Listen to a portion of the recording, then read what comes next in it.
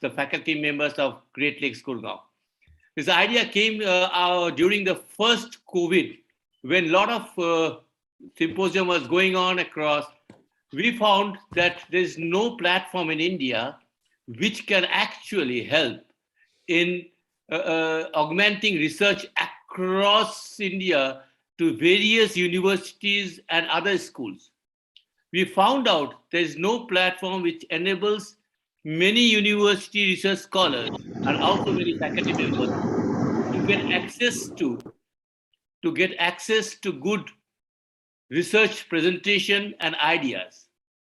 We thought a platform like this, which is a neutral platform, will help many budding researchers from various universities and B schools as standalone institutes to get an opportunity to hear stalwarts and also good presenters. We have today, like Professor Jain, who will be sharing his knowledge on research, and also we have two experts who will help the best presenter with feedbacks. We have been able to give detailed feedback to all those who have submitted extended abstract to us, and I would like to thank each one of the people or the research scholars or faculty members who have submitted these abstracts to us. There are a lot of people who are going to join today. Already we have got 30 plus, and we are expecting about 50 to 60 to join us. And I'm quite sure this is only the beginning. And we need the support of each one of y'all to take it forward to the nooks and corners of this country. These people who are here today, they all will do a great job if we can reach to various universities, especially those who do not get an opportunity to hear you all. So with this, I will not speak much because people are here to hear the presenter as well as the esteemed speaker. But I would like to take this opportunity to thank each one of you. A special thanks should go to Professor Jones, Professor Amit, and Professor Seetal, who has worked hard for this symposium, and other members of the faculty members. Thank you very much. And once again, a hearty welcome from Great Lakes Institute of Management, as well as from my personal behalf. Thank you so much. Now we have with us Professor Jones Matthews, who acted as a constant guide in this whole process of the symposium. He is a professor of marketing and chairperson research rankings and accreditation at Great Lakes Gurgaon. He is a Ph.D. from IIT Delhi and brings with him 12 years of B school academic experience along with 18 years of industry experience. I invite Professor Jones to provide some background on Lumiere Research Symposium. Thank you, Professor Amit, and thank you, Professor Sanyal. Good evening and a warm welcome to all present here today for the first edition of Lumiere. So Great Lakes Institute of Management Gurgaon was very ambitious, and we decided to start a virtual platform for scholars from all over to share their extended research abstracts and receive expert feedback. As was mentioned earlier, we felt that there was a gap here. There was no such initiative by any institution in India where anybody could come and do it, especially in a virtual format. So this is an attempt at democratizing and making expert research feedback opportunities available to everyone and anyone who wants to receive it. So the format of this is going to be like, going to be held once every quarter. Now, since 2018, GLIM Gurgaon has been steadily building up a progressive research ecosystem by introducing various things. For example, a rolling point system, a fairly lucrative reward scheme for research output, freedom and flexibility to choose research areas and collaborative initiatives, and encouragement for cross-functional research. These are some of the key enablers of research at GLIM Gurgaon. However, such initiatives were for internal researchers at Great Lakes. Somewhere along the line, we at GLIM Gurgaon thought, how could we extend this research ecosystem to scholars outside our institution who may not have access to platforms like this or receive feedback from really good people who are doing excellent research outside. Our vision and mission statements have emphasized contributing to the academic and business world through applied and relevant research. And we felt that research should be open, inclusive, and that GLIM Gurgaon should play a part in this. We felt we needed to answer the question, could we also help create a research ecosystem outside of GLIM Gurgaon in however smaller manner? Could we assist research scholars outside GLIM Gurgaon by being a facilitator? The answer was Lumiere. We intend this symposium to continue successfully into the future and be an avenue for aspiring scholars to get at least a first cut quality feedback on their work in progress research efforts. The date for the next edition of Lumiere will be announced at the end of today's proceedings. And on behalf of the Great Lakes family of faculty, teaching assistants, and other members, a very warm welcome to all who are present here to speak, present, evaluate, give feedback, and learn. Thank you. Over to you, Professor Amit. Thank you, Professor Jones, for providing a background to the symposium. I am Dr. Amit, a co-organizer of this symposium, and I'm currently a faculty of operations management at Great Lakes Gurgaon. I would like to provide all of you some context of the process followed for this symposium. Given the tight deadlines and the limited time that we had, we received 17 number of abstracts in total from reputed business schools of India and abroad. All of them were sent for double-blind peer review process to the anonymous reviewers.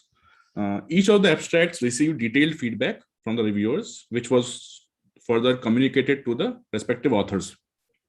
Each abstract was evaluated based on 5 parameters, which were measured in a quantitative manner.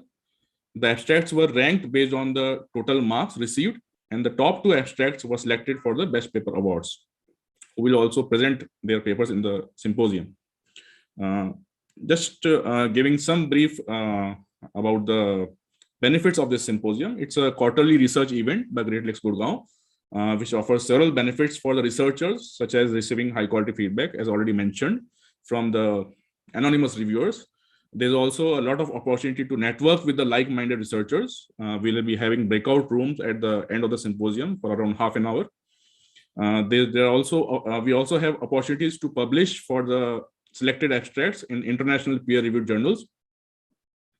Further, those who receive best paper awards will also receive online media coverage through Great Lakes Gurgaon social media channels and websites.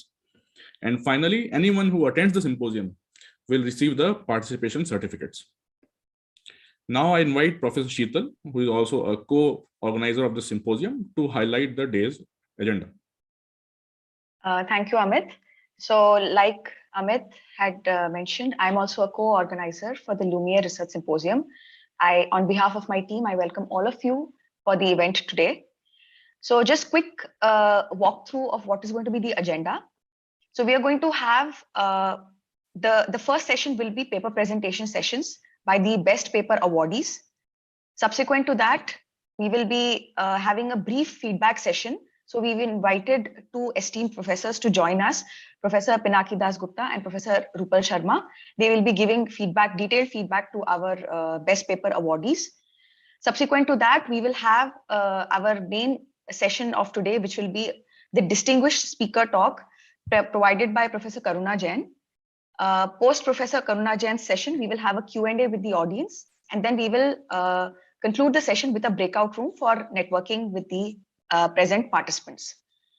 So with that, I would briefly like to start with the paper presentation session. And it gives me great pleasure to introduce our first best paper awardee, Ms. Sunaina Kapoor.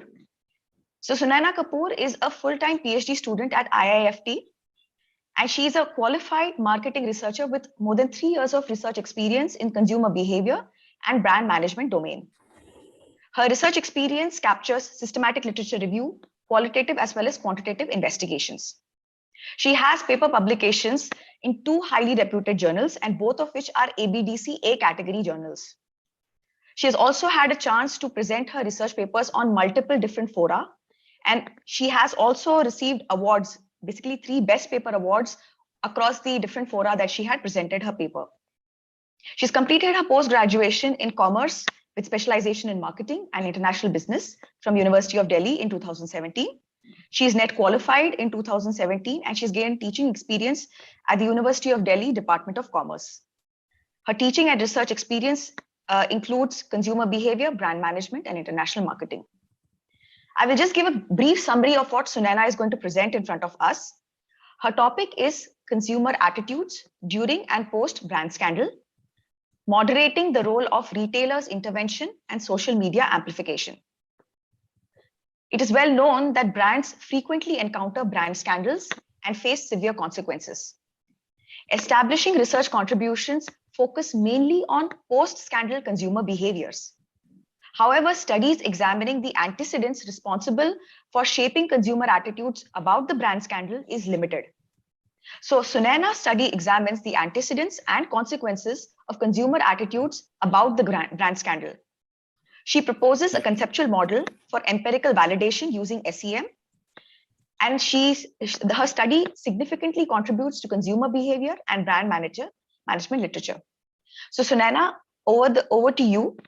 You will be given 15 minutes for presentation, subsequent to which you will receive feedback from Professor Pinaki Dasgupta, and then the floor will be open for Q&A.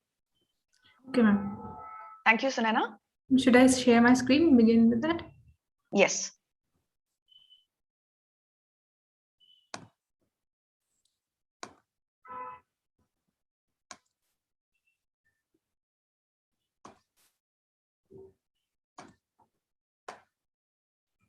Should I start? Yes, please. So a warm welcome to all of you from IIT Kolkata campus. Today I will be presenting our paper publication on consumers' attitude during and post brand scandal, the moderating role of retailers' intervention and social media amplification. This study would not have been possible without the guidance of Professor Saikat Banerjee, who is also my PhD supervisor. Beginning with the presentation, our study revolves around the consumer brand relationship, that is the survival strength of a brand. This relationship is built when there is an alignment between what a consumer is expecting from a brand and what a brand is promised to offer to the consumers in the return.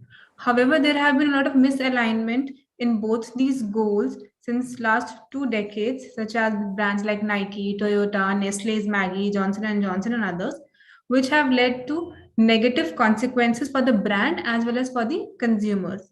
For brands, it has led to reputational losses, revenue losses, the deterioration of their brand equity. And for the consumers' point of view, they have lowered their purchase intentions, they have formulated negative perceptions about the brand. So thus we define brand scandals as an issue that is concerning the brand that results in either loss of consumers' confidence in the brand or the intent to purchase the brand product has been declined.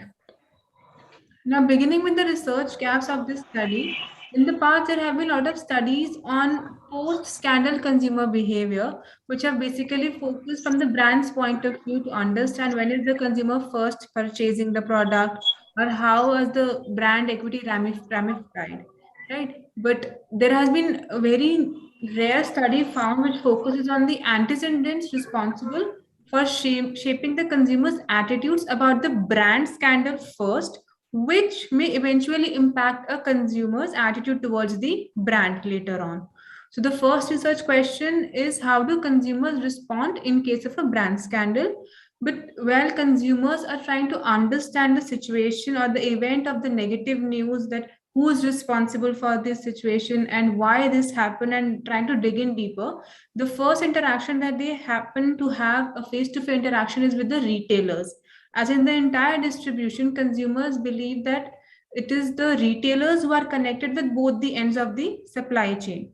Along with that, these retailers have been there in the neighborhood for more than long and longer time periods, due to which they are familiar with how the consumers are behaving, and the consumers are also familiar with the retailers, that since a long time they have been providing them good quality products, and thus they trust these retailers. So these retailers hold an influential power over the consumers in terms of what has happened and why is the negative news percolated about the brand true or not. So the second research question we boil down to is, how do retailers view and explanations about the brand scandals could impact consumers' understanding of the brand scandal? Moreover, consumers are now open to gain information from other multiple platforms such as social media, wherein their co-consumers can also share information about the event in support or in against of it. Along with that, the company's replies and their efforts are also mentioned in it. So media acts as an uncontrolled source of information for consumers, which may influence their responses ultimately towards the brand scandal. This brings us to the third research question, which is how do social media contribute to the amplification of a brand scandal? So we boil down to three basic research objectives. First one is to analyze the responses of consumers representing different segments in case of a brand scandal. Second is to investigate the influence of retailers on consumers about brand scandals. And third is to explore the amplification effect of social media about brand scandals on consumers. As mentioned earlier, there were studies earlier which have focused on just the post-scandal part of the consumer behavior, but here we are focusing that how pre-scandal antecedents initially impact a consumer's attitude about the brand scandal, that is their understanding that whether they agree that the news is true or the news is false. These pre-scandal antecedents that we have taken are the perceived scandal severity, pre-scandal self-brand identification, pre-scandal brand experience, pre-scandal brand trust, pre-scandal brand loyalty, which along with these antecedents, we have identified two moderating variables, which is the retailer's view and social media amplification that could influence consumers' attitude or understanding about the brand scandal, which would ultimately lead to formation of an attitude about the brand, wherein we have identified 5 basic outcomes, which is brand forgiveness, brand re-engagement, attitude about competitors, attitude about product category, and brand hate. So based on this conceptualization of the model and extensive literature survey, we have boiled down 12 hypotheses. Due to limited constraint, we may skip the literature and move over to the research methodology. Here we have taken Nestle's Maggi brand scandal as a research context. In India on June 5, 2015, there was a countrywide ban on Maggi. As a result, there was withdrawal of all the 9 variants of instant Maggi noodles from all over the country. The reason behind it was that there was excess quantity of lead and MSG present in the product. But soon this ban was lifted and Maggi was again relaunched within period of 6 months. But Maggi has still not come out clean. There is still a gray area. Like even recently on June 2nd, 2021, there was an internal document which actually stated that 60% of the food and drinks provided by its company brand Nestle are actually unhealthy and they do not meet the required health standards of the country. So we take this brand scandal, which is in present also under the scrutiny. We followed a primary research survey methodology for our research work, wherein we took total number of 13 constructs and total number of 52 variables as a part of our questionnaire. We collected a total of 717 samples. We are using structure equation modeling to empirically verify the theoretical model and test the hypothesis. Now, structure equation modeling is divided into 2 parts, which is the measurement model and the structural model. The measurement model, which is also known as confirmatory factor analysis, involves understanding the relationship between the latent variables and all its indicators, and the structural model comprises of understanding the potential causal dependency between the endogenous and the exogenous variables. Going further for the for the confirmatory factor analysis, we first go for the reliability and validity tests, wherein Cronbach alpha and both composite reliability were within the threshold criteria of 0.5, which led us meeting the internal consistency and construct reliability. Moving ahead, we heard the convergent validity and discriminant validity by the average variance explained for the constructs exceeded the threshold of 0.5, as well as when the square root of this AVE was more than the shared variance between 2 constructs. So we confirmed our factors there. Moving ahead to the structural model, out of the 5 antecedents, we found that only 3 of them were significantly impacting consumers' attitude towards brand scandal, and all the 5 outcome variables were the significant. So beginning with the antecedents, wherein the pre-scandal self-brand identification was favorably impacting consumers' attitude towards brand scandal, it means that the consumers did not believe the scandal to be true, or the consumers believe that the scandal or the negative news is false. So the pre-scandal self-brand identification, wherein we hypothesize that those consumers who are actually highly identifying themselves with the brand believe that since they cannot perform any negative act similar to what brand has performing, so how can they accept their own brand to which they see themselves in it, which they identify it could perform it. Thus, our hypothesis turned out to be significant. Again, the pre-scandal brand trust was impacting attitude of brands favorably, showcasing that consumers who have highly trusted a brand tends to overpower any formation of negative aspect about the brand scandal. Additionally, when a consumer is highly connected with the brand and has affection and passion towards it, wherein it has a very stronger pre-scandal brand loyalty, it does not tend to accept the scandal news. So these results have been in line with the previous researches, which shows that by having a favorable consumer perception about the brand scandal, eventually it can mitigate the negative consumer attitudes about the brand. Moving over to the outcome variables, our study assures that those who deny the negative news are more willing to forgive a brand as well as re-engage with it. This shows that there is a higher possibility for brand scandals which have very lesser severity, the consumers to forgive them. Lesser severity in terms that for a Maggie's brand scandal, there was no actual physical harm or stated or reported contingency, like they're hospitalized or something has happened to the consumers.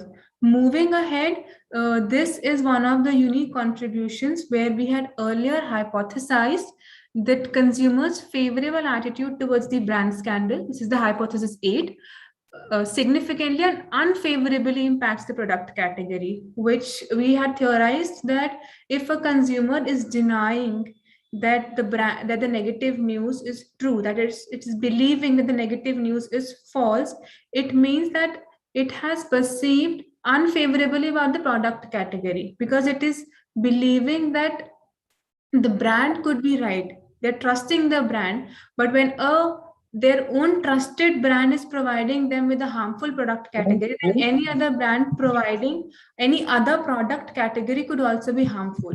So they form a negative perception about the product category in itself. But here we found that we're getting a negative beta value, which says that consumers continue to have a favorable perception about the product category. This is because consumers are very much addicted and they have a preference for that particular kind of product category, such that they have a choice of only based upon the functional and emotional benefits that the product is offering them, such that they continue to choose that particular product category.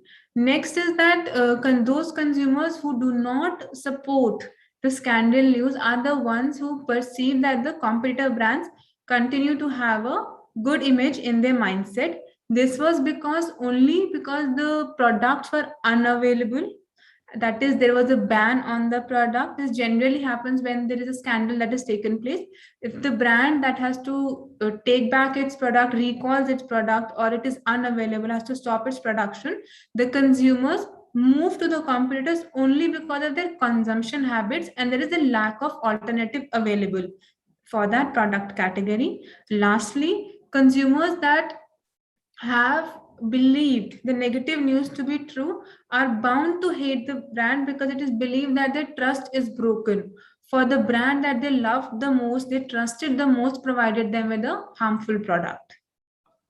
Moving ahead with the moderating effect of the retailers, since there has been a lot of interaction with the consumers and retailers, and they have built a strong relationship over the past years, so it is considered that the consumers tend to trust these retailers and become the loyal visitors to these retailers.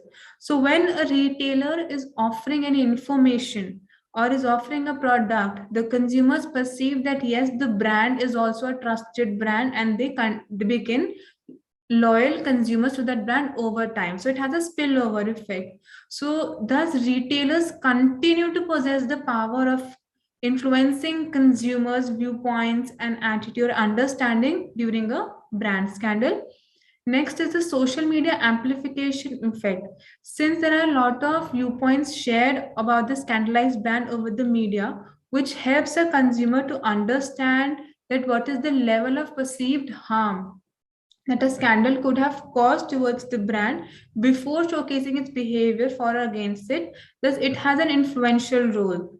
And moreover, not only this media could impact a consumer's brand loyalty, but it also extends it to understanding and make them enabled to understand its attitude about the brand scandal. Thus, social media strengthens this relationship between the perceived scandal severity and attitude about brand scandal, as well as brand loyalty and consumers' attitude about the brand scandal, supporting our hypothesis 12A and 12E.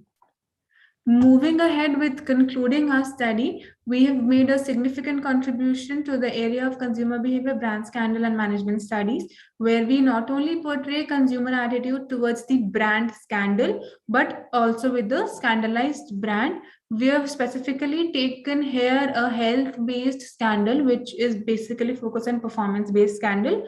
Performance-based scandals are those wherein some product category related or some functional benefit offered by the brand is hindered. And moving ahead to the managerial implication, we have significant antecedents as brand loyalty, brand trust, and self-brand identification, wherein the maximum estimate value is for the brand loyalty, followed by brand trust and self-brand identification. So when a brand is trying to build its customer value, it should initially focus on making the consumers more loyal towards it and build the trust. However, even if in future it faces a scandal, either there will be a possibility that the brand loyalty and trust in the brand would shield the brand such that it does not land into a situation of brand crisis, and if it's safe, it gets safely secured and it's again relaunching in its products. Then at that time, if the consumers are forgiven and are ready to re-engage with it, there is a very important factor here that attitude towards the competitor is having a similar and a stronger impact. So brands need to understand how to relaunch and relaunch it in a very crucial state so that the consumers who have already switched to the competitors come back to it. It need to make sure that consumers can again recall and have a feelings, those nostalgic feelings attached to the brand. They can reinitiate them in the consumer's mind. Next is that the marketers should try and build relationship with retailers. They should show that they are important. Like Cadbury has started doing that with the recent their Diwali ad, wherein Shah Rukh Khan is also one of the iconic faces, stating that to buy sweets from a nearby retailers. So there they're targeting on the consumers, which is like kuch meetha lo, and meetha is always associated with Cadbury. And secondly, they're targeting their brand values to go ahead, since it's a pandemic, go to a nearby retailers, and also showing that retailers are important to them. So any retailer would also like to put the hoardings of that brand, offer that brand to the consumers because they're feeling that the brand values them. Moving ahead, since this is the era of digital, these marketers should always track and analyze what a consumer is trying to say, as it may get trolled and spiral into multiple avenues, and should make sure that they have appropriate communication strategies such as to bolster their strengths, to remind consumers about the good of the brand, to recall in case there's some actual issue taking place, in order to mitigate those negative consumer attitudes. Thank you, and I'm open for questions, ma'am. Thank you, Sunena. So before we open the floor for questions, I would just like to briefly introduce the evaluator for your session. Professor Pinaki Dasgupta is a professor of marketing at IMI, New Delhi since 2014. At IMI, he teaches, trains, and consults alongside working on his research endeavors. Prior to IMI, Professor Dasgupta served at IIFT between 1999 to 2014. He started his career with the advertising industry, and he's worked with DDB, Needham, Mudra, and Rediffusion DYNR between 93 to 99. He joined IIT in 1999 after finishing his PhD from BHU. His research interests are in consumer behavior, consumer research, segmentation studies, product and brand management, and country market product analysis. He consults proactively with multilateral institutions and several ministries at the Government of India. Dr. Dasgupta blogs actively too on topics of cinema, food, and travel. Professor Dasgupta, we would request you to kindly provide feedback for Sunaina's presentation. Thank you, Sheetal. I think, these are more observations, and the good part is your supervisor is also here. And normally, when you have these kind of work, probably the candidate, has done so much of work. So, and we probably, are looking at it from a very vanilla perspective. So the only person who understands it is you and your supervisor. So I would like to, kind of keep it more as a food for thought that you could probably take away, rather than, posing it more as questions. My first question to you is, when you look at scandal, and there was a very brief passing in the last slide, which is what I was looking from the first slide itself, but I could not see it. But there is a mention of that just before the thank you slide, where you said that scandal has a performance-based brand scandal, which you talked about. Yes, so I assumed that would be one of the scandal typology. And I'm also assuming that there are several scandal typology types. There's a one which is a performance-based scandal, because the one Maggie that you talked about is a performance-based scandal which has happened. There could be other typologies in terms of scandal, the ones which are right now going on with the uproar on social media, which is what we are now labeling as something called brand conservatism, right? The new term which is now doing the rounds is called brand conservatism. All this Fab India stuff and Tata Click and Dabur and last year's Tanishq and all. Boil down into ethical brand scandals. Yeah, so I would suggest that, and I'm sure you would be doing that, is that the scandal typology needs a little bit of better illustration, which probably was missing in your presentation. Yes, sir. But I'm sure that somewhere that needs to be kind of looked at a little more extensively, which is something very, very important. The second thing which I thought somewhere, because you said that in your research gap, something called antecedents, right? Yes, and in your antecedent, I think that was slide number 2 or 3, if I'm not mistaken, yes, where when you talked about the research gap and you said that this is an antecedent, and then you somewhere, what really comes out, not as an antecedent, but more as a consequence, I felt so, For example, if there is a scandal that has happened, what would typically be an antecedent to the scandal, which is a consumer having an affinity to the brand, right? For example, let's say Maggie, when they faced this scandal, automatically, there was a lot of, hue and cry from people, who were raising issues about Maggie and the issue problems which were there. But there was also a devoted set of customers, who were always looking forward to getting their Maggie back. And somewhere in the process, in fact, the campaign that came out when the whole thing revived is this campaign was called Main or Meri Maggie. I mean, that's probably was the campaign that they worked on. And somewhere, there was a lot of kind of association that really triggered at that point in time that for the first time, the gender of Maggie became more pronounced. If you see, nobody said Main or Mera Maggie. And that was the first time when the company acknowledged the fact that it was a feminine gender with which we associated Maggie. So that was more of a reflection that we were talking about. And therefore, that was more of a consequences. So somewhere, I have a feeling maybe since your supervisor is also here, maybe you might like to go back and take a look at that part. I seem to believe somewhere the antecedent part was not too clear. I mean, maybe it is not coming out from the literature, or maybe somewhere there's a problem of translating that into that framework that you have developed, which I thought was something you may like to go back and look at it. Right, in terms of the antecedent, because if I have an antecedent to a brand scandal, it also would mean that I have a certain set of loyalty or an affinity to the brand, and because of which these issues are happening. Let's say, for example, when you look at Coca-Cola, in the 80s, when they withdrew their brand and they, relaunched with a new taste. So there was this whole hue and cry with the existing customers, who were loyal to the old Coke. So that was something which was a different kind of a scandal that happened, which was obviously not like the change in the flavor. Exactly. So the antecedent here was the fact that we had a situation where people liked Coke, for a certain reason, and the consequence is that they dislike the new Coke. But in this particular case, when the scandal erupted, which was nothing as a function of what the consumers were really involved in the whole process, it really purely happened because of the fact that somewhere there was an FDA issue, there was a food directive which came in, and Yes, the rest sir. happened. So my sense here is to go back and check on that antecedent part, which to me looked a little out of place. Should I I suggest explain I'd something? suggest that let's not get into that, because we Okay. are running out of Yeah. time, because I have Rupal also who would like to also place a thought. So these are just food for thought. You could probably take it away, and anyway we are meeting next week on 24th, so we would have more discussion on that.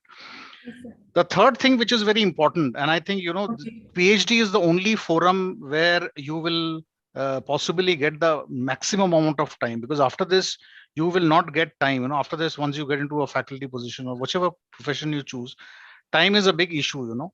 My sense here is that the methodology that you have adopted for this is brilliant, it's very good, but my sense is that for study like this requires a lot of integration of qual research, which is really coming up in a big way.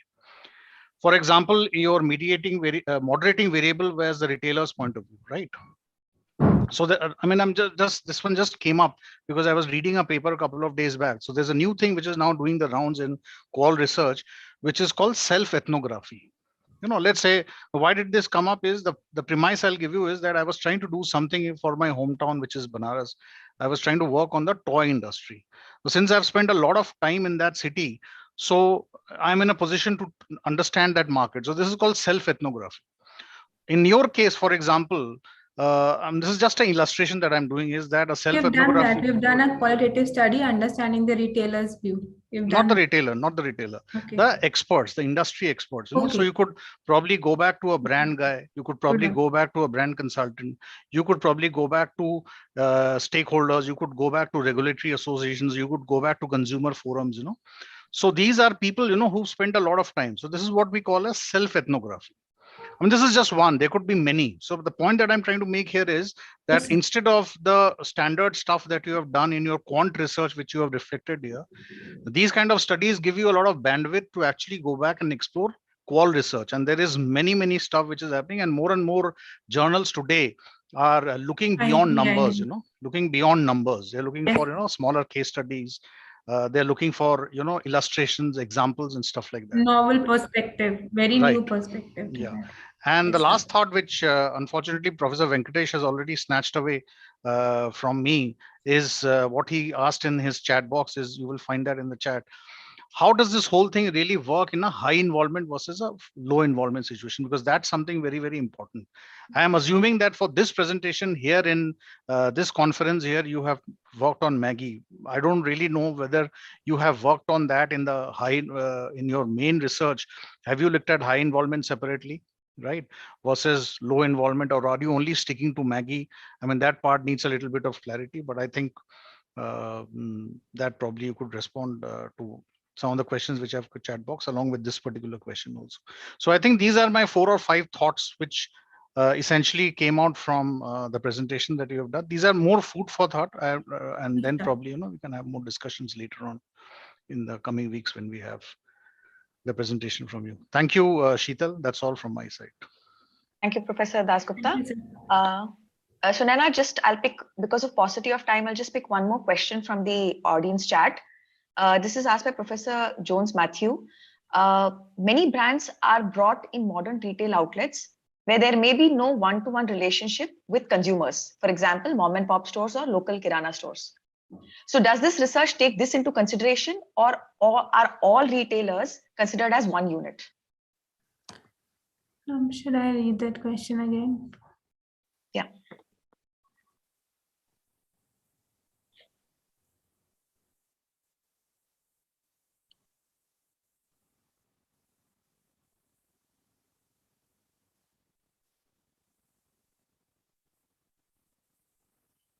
So does this research take this into consideration? By this, he means that where there may be no one-on-one relationship with consumers versus is the just Sunena, just to help you out. Let me just please. Let me just explain that question, Sunena. Yes. What I meant was that since I think question number 2 is where you're talking about retailers having a lot of power over consumers. Now, in a modern retail format, consumers hardly know the retailers and the retailers hardly know the consumers. They're just a statistic, all right? Just a swipe card number which comes in. There is no personal conversation like a mom and pop store happens, right? Yes, So sir. my question was that when you're doing the retail work or looking at this question, are you taking all retailers as one unit or are you trying to separate between modern retail, e-commerce retail? We've taken unorganized retailers. Okay. Yes, All sir. right. So just like the low involvement, high involvement question, maybe for another paper, not maybe this one, Yes. you might want to take a look at this. Comparison. Also. Yeah, because retailers in a e-commerce format will not have not much contact with the customer at all, except taking orders and delivering it. Yeah. Yes, sir.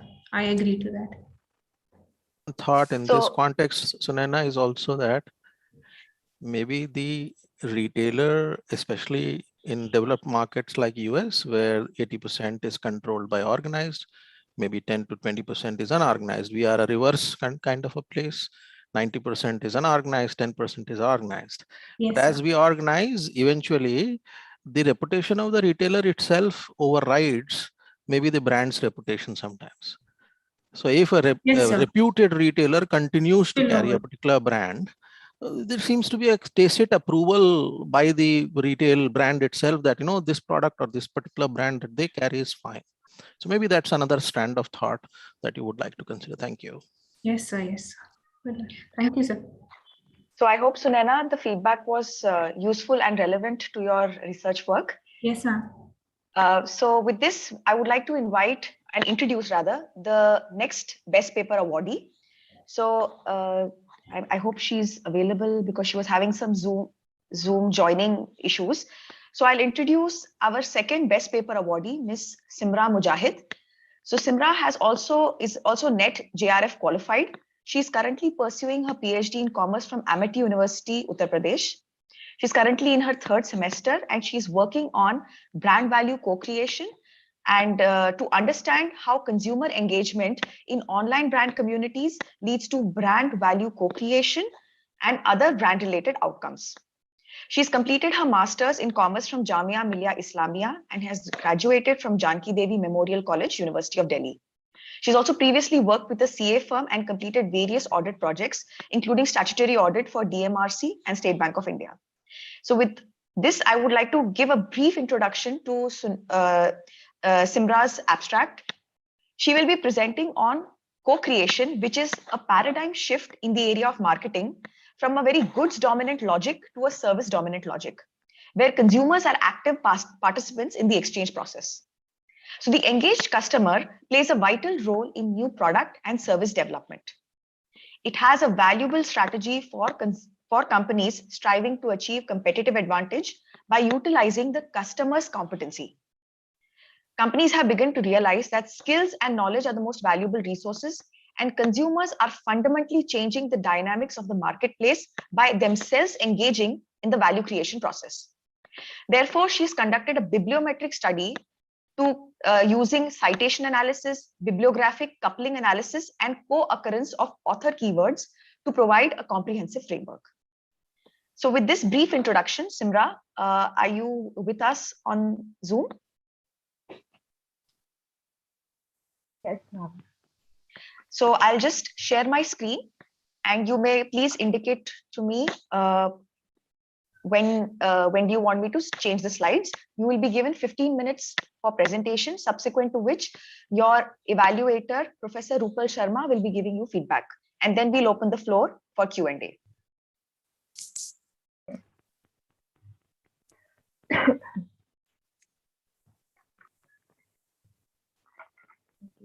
So, good evening, everyone. I'm Simra Mujahid from Amity University. I'm pursuing my PhD under the guidance of Dr. Sujata Khandai and Dr. Uma Shankar Venkate. So, my present paper is based on a bibliometric study on brand value co-creation and consumer engagement. So, the title of my research paper is the Understanding Brand Value Co-creation and Consumer Engagement Research Trends from Past to the Future based on bibliometric analysis.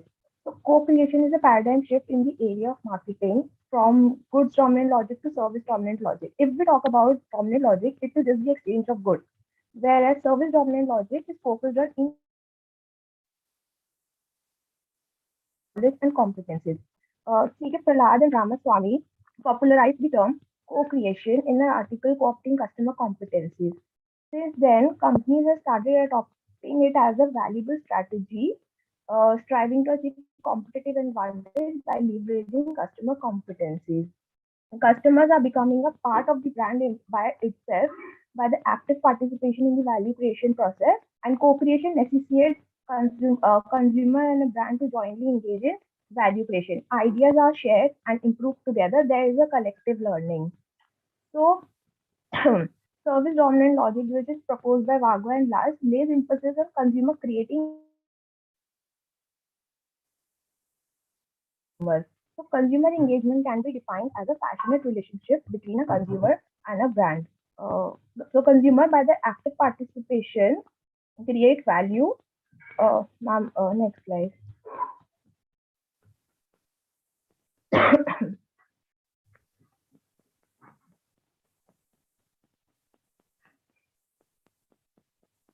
Ma'am, next slide. Is this the slide or should I go to the next slide? Okay. Yes, ma'am. Yes, ma'am. It's possible.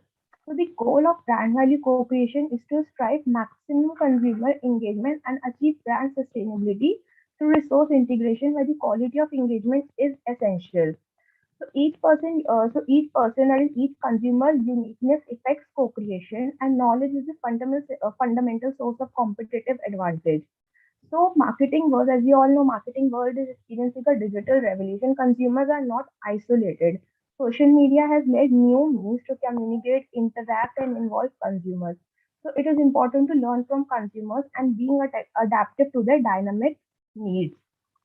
Therefore, brands may benefit by having their own social media platform to foster engagement through co-creation. Thus, strong brands are developed through the co-creation process by the engagement of brand managers and consumers to develop insights on consumer perception about the brands. And the interactivity when a consumer and other members in a brand community, when members in the brand community and the company interact, it creates a value. The interaction between a company and a consumer is like the focal point of value creation. So the literature in the area of brand co-creation continues to grow in volume. So therefore, we have conducted a bibliometric study to provide a comprehensive view. Ma'am, next slide.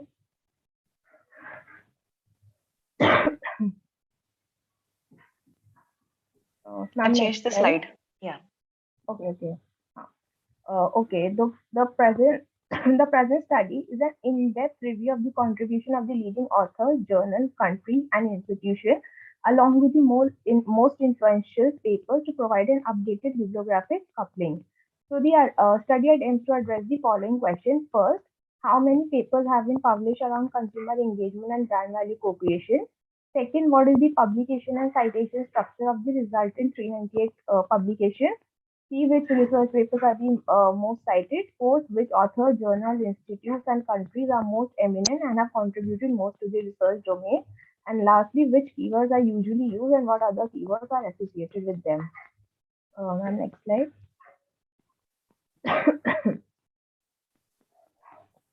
I've changed the slide. Okay. So this section contains methodology. So we have conducted a bibliometric study using citation analysis, bibliographic coupling analysis, and co-occurrence of author keyword analysis. So basically, bibliometric methods lack subjectivity. They give detail about the most influential work and map the research field. So for our study, we have retrieved data from sources to collect information about those publications to discuss consumer engagement by including contributing authors, journals, and countries in a CBS file format. Previously, Web of Science was the only database available, but after the launch of the Scopus, it has become a valuable alternate with a user-friendly interface, and it has 60% larger coverage in comparison to Web of Science. So, in Scopus, we have used the attributes such as paper title, author name, abstract, citation count, references, name, year, and we developed a search, keyword search in the Scopus database. Next slide. Yeah, I've changed it. Yes, sir. After that, we refined the search by specifying only business management accounting area. We have considered only English language, and articles we have taken as the document type, and source type we have taken journals as the exclusive source type. Then after we got the results, we did a rigorous reading of the abstract and titles and rejected few of the documents, and finally we have considered 398 documents for our samples. And the documents which we have considered 398, the publication date ranges from 2005 to July 2021. So we used bibliometric indicators, total production, total citation, and average citation per document to measure the qualitative and quantitative performance of the collected data. Total publication measures the quantitative, and total citation is a citation-based indicator, whereas citation per document help to compare different documents. Citation threshold, we have used 6 citation threshold, that is more than 1, 10, 50, 100, 100 citation respectively to present the citation structure. We use Voxler software to generate bibliometric maps. Voxler software we have used Voxler software because it can use Scopus data directly and generate a network visualization, and it has the potential to handle large bibliometric maps. And also Voxler has a sufficient toolkit to analyze relevant graph, and it has became popular because of its attractive graph generation ability. Next slide. Okay. So now this is the analysis of the results. For the performance analysis, we have ranked the results of topmost journal authors on the basis of some citation and average citation basis. So if we talk about the publication and citation structure, the significance of the research domain is rising consistently. As in the year 2020, there were 71 publications, and if we talk about the year 2021, there were 71 publications up to July 2021, which shows a steady rise in the field. Also, as reported by the Scopus database, the 398 documents received an aggregate of 20,064 citations. Out of the 398 citations which we have considered for a sample, 46 citations have not received any citation, and those out of those 46 citations, 30 are from and only 3 documents have 1,000 or more citations. 46 publications have received more than 100 citations, and 7 publications have received 500 citations. And out of the overall 398 publications, 53% of the total publication have received more than 10 citations. Next slide. Okay, the most influential paper based on the total citation is the paper. The paper Consumer Engagement Behavior, Theoretical Foundation and Research Direction. It is published in Journal of Service Research with 1511 citation. In this paper, the author discussed the idea of consumer engagement behavior, demonstrating consumer behavioral inclination towards a brand, which includes words of mouth, blogging, writing reviews, and recommendations. The next most productive article with 1436 citation is Customer Engagement, Conceptual Domain, Fundamental Proposition, and Implications for Future Research. So in this article, the author conceptualized the role of consumer engagement in co-creating value by examining service dominant logic and relationship marketing theory. The authors concluded that the value is distinctly ascertained by the beneficiaries. Also, if we talk about the journal which have published the highest number of papers, then Journal of Business Research has published highest number of papers on the research domain. with 21 publications, and the top 3 papers on the list have more than 1,000 citations, and 2 among them are from the Journal of Service Research. So if we talk about the list of the top journal institution and countries, so Journal of Service Research, Brody and H.J. Bockney School of Management used to be most distinguished journal, author, institution, respectively, and USA in terms of total citation and New Zealand in terms of average citation leads the list of leading authors. Next slide. Okay. Results from the bibliographic coupling analysis synchronized with the citation analysis. So we did a bibliographic coupling of journal, authors, and countries. First, for journals taking at least 2 publications, 4 clusters were formed. Journal of Business Research and Journal of Service Research dominate the research domain. And for the bibliographic coupling of authors, what your discloses 8 clusters, and cluster 1, the major cluster, accounts for 15 items, and some of the top authors constitute different clusters. For the lastly, for the countries, 4 clusters were revealed, and it is observed that UK, USA, New Zealand dominate the research domain. Lastly, co-occurrence of author keywords reveals the most extensively used keywords and crucial areas in the literature. Keywords indicate the article's most substantial term demonstrating research field intellectual structure. It identifies the topics which are simultaneously researched. So the most prominent keywords in the literature of consumer engagement and brand value co-creation are co-creation, value co-creation, consumer engagement, service dominant logic, social media, innovation, and customer experience. And some of the newer keywords which manifest emerging themes in research are brand love, customer citizenship behavior, service quality, crowdsourcing, brand co-creation, corporate social responsibility, among others. And next slide. So here are the conclusion and limitation of future research direction. So the present study, we have recognized the potential of consumer engagement and brand value co-creation, mapping its progress since 2005. Despite the relevance and potential of bibliometric analysis, this study has some limitation. The first one is that we have used the Scopus database. So other study could use multiple Scopus, like combining Scopus and Web of Science and do a bibliometric study to strengthen comprehensiveness.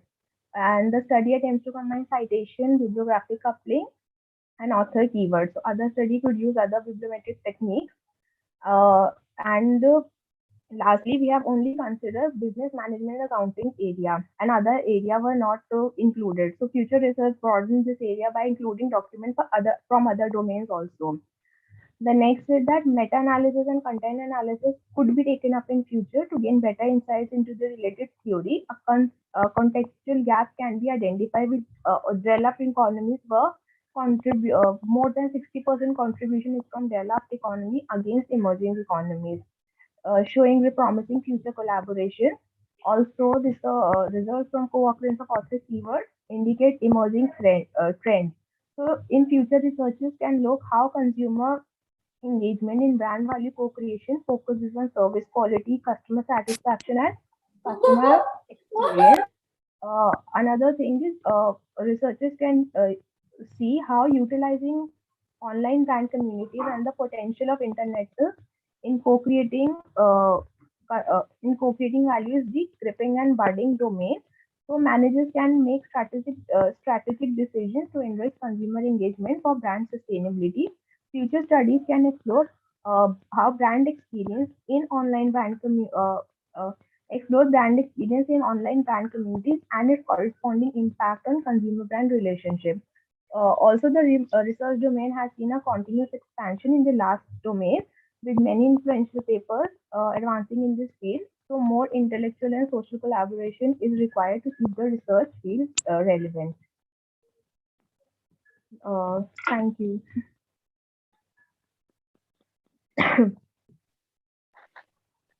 So thank you, Simra, for your presentation. I would request Dr. Rupal Sharma to be giving her feedback to you. Till we wait for Professor Rupal to join us. She is a professor of marketing and design thinking and the head of Delhi Center of SPJIMR. She has experience of more than 25 years spanning the corporate sector as well as academia. In academia, she's worked with SPJIMR, IIFT Delhi, and in corporate, she's worked in brand management across diverse industries.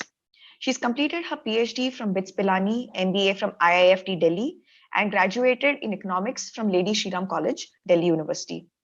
Her research and publications are largely in the area of brand management and consumer behavior. And she has publications which include impact of communication cues across age groups, word of mouth effectiveness, social media reactions to brand crisis. Dr. Sharma's case studies have been selected in the top 10 cases in ISB, IB global case competitions in 2017 and 2016. So I would request Professor Rupal to please share your feedback for Simra's presentation.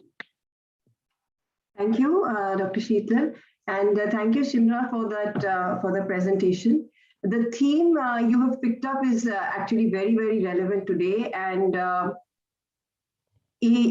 continuously evolving. So there is a lot of work which has happened over the last few years, particularly, which has added to literature in this area. So it's a very rich field with which to extract information from, and it's not an easy task.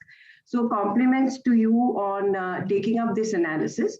I'll just share a few observations which you may like to think about and work. And I'm going to put my observations not only with regard to one paper, because this is a broad area of research. So you could also look at what else you could come out with related to this research, right? So I'm going to give my comments slightly broad-based. But first, few comments related to the current paper and your immediate presentation, which you have done. So when you're looking at any literature review, and in your case, you've taken up a bibliometric analysis, right? So the literature review or the bibliometric analysis, or if you were to do a meta-analysis, whichever approach you have taken, that analysis is a means. It's not the end, right? So what is the end? The end is at the end of your analysis, what is it that the takeaway which can help future managers or future researchers help them use this knowledge, and in what way would this knowledge contribute to, let's say, theory building and contribute to practice? So that is the outcome. So I think one of the things which you need to look at is when you're structuring your paper, that the lit review analysis has to be about collecting, organizing, synthesizing, and then drawing out the insights. So the drawing out the insights part, I think maybe you can do a little bit more work on in terms of classifying, analyzing citations, identifying papers, journals. That part you've done well, right? So also, when you're looking at methodology, so first, very clearly, what are your objectives, why this topic is relevant, and a bit of that you're already put in your abstract and in your presentations. Also looking at, how this field is evolving. So when you're doing your analysis, your bibliometric analysis, you've identified 4 broad clusters, right? You also use network analysis. So what is the trend which is shaping up? So when you say that customer engagement, the brand value co-creation, you've shared definitions from literature in the past. Can you draw out and present it in the form of evolution of theory in this field? How has it evolved and how has it been built on through the years? Because you're looking at a wide range from 2005 onwards.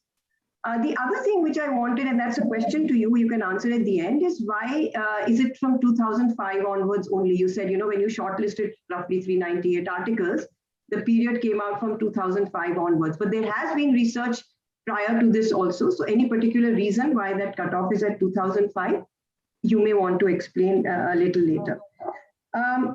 The other thing, just make a note, Simra, and you can answer it all together, okay? Respond all together.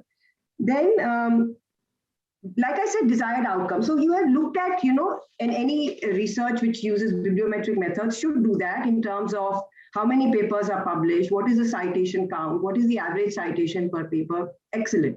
This needs to be presented in tabular form. The process which you have used to arrive at and shortlist these 398 papers has to be diagrammatically represented. I know here you were short of time, but whenever you're sending your paper to any top-notch journal for publication, the exclusion-inclusion criteria have to be explicitly mentioned. The keywords used for search have to be mentioned, okay? And draw it like a flow diagram, as in terms of the process. But at the end of it, when you're looking at citations and papers and which papers are higher citation, which are lower, you also need to come out of, use insights from there and say, okay, how has this added value? And how is it going to be beneficial? So that part, I think you can work on, because now the groundwork you have laid. If there are citations are increasing in certain kinds of areas, why do you think that is happening, or what is the implication it has in terms of future research? So identifying keywords or coupling of keywords is the first step. And then linking it and saying, okay, what are the larger themes around which this is emerging? And when you do network analysis also, you can look at the strengths, the distance between two clusters or two networks, or between two kinds of themes. So is it a high distance? Is it very close? Are they close ties between two topics or subtopics? Or are they relatively far apart? So how strong or weak are the ties between the network is an area where you could possibly explore. So whether you're using cluster analysis or MDS or network analysis, this extra bit of insight would be helpful. If you're looking at further building on this research later on as an additional paper, then of course, topic modeling or text mining within the papers could lead to more deeper or richer insights from there. But identification of at least a few broad themes. And if you can, you may also want to do a slice time-wise. So if you're looking at a 15-year period, maybe you look at a 5 years slicing and see if there are any shifts or trends in terms of the focus of research, let's say between 2005 and 10 and later on between 10 to 15. Or there is no such research, it's just, there's no such shift or trend, it's just that the quantum of research has been building up on each of these areas.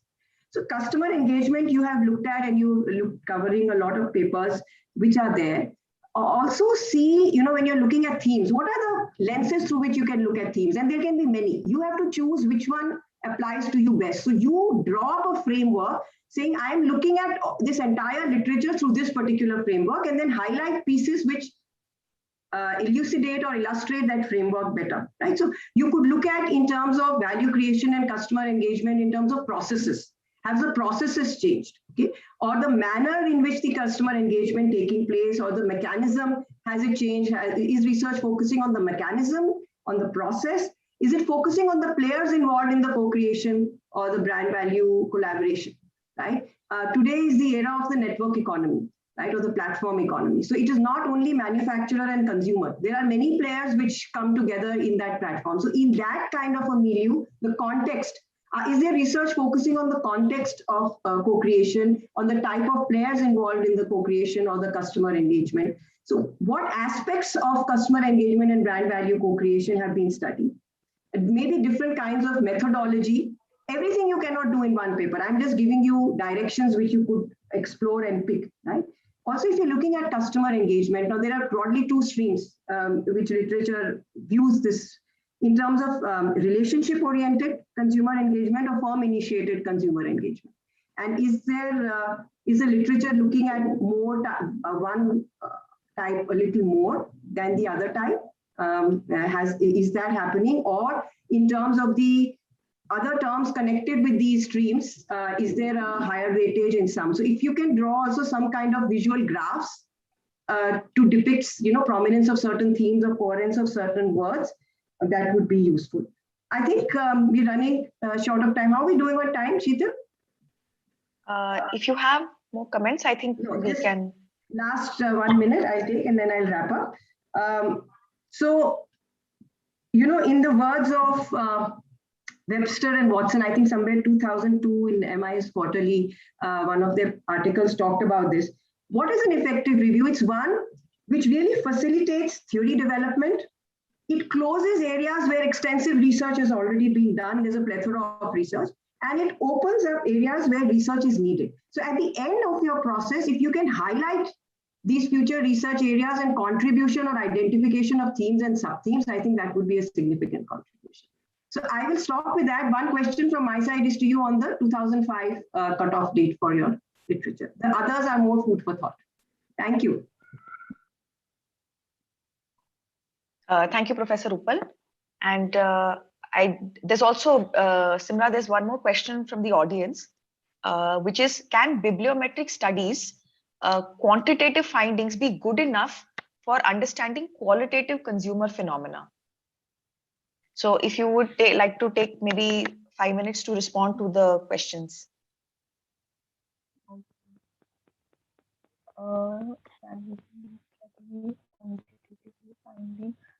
Bibliometric study, first of all, for bibliometric study, there is no hard and fast rule to conduct a bibliometric study, and it depends on the researcher, what he interprets. So, as per my understanding, bibliometric study is only just for quantitative, and for qualitative study, there are like other softwares available. So, it depends on the understanding of the researcher, how they interpret the results. Okay, so Professor Jones, does that answer your question?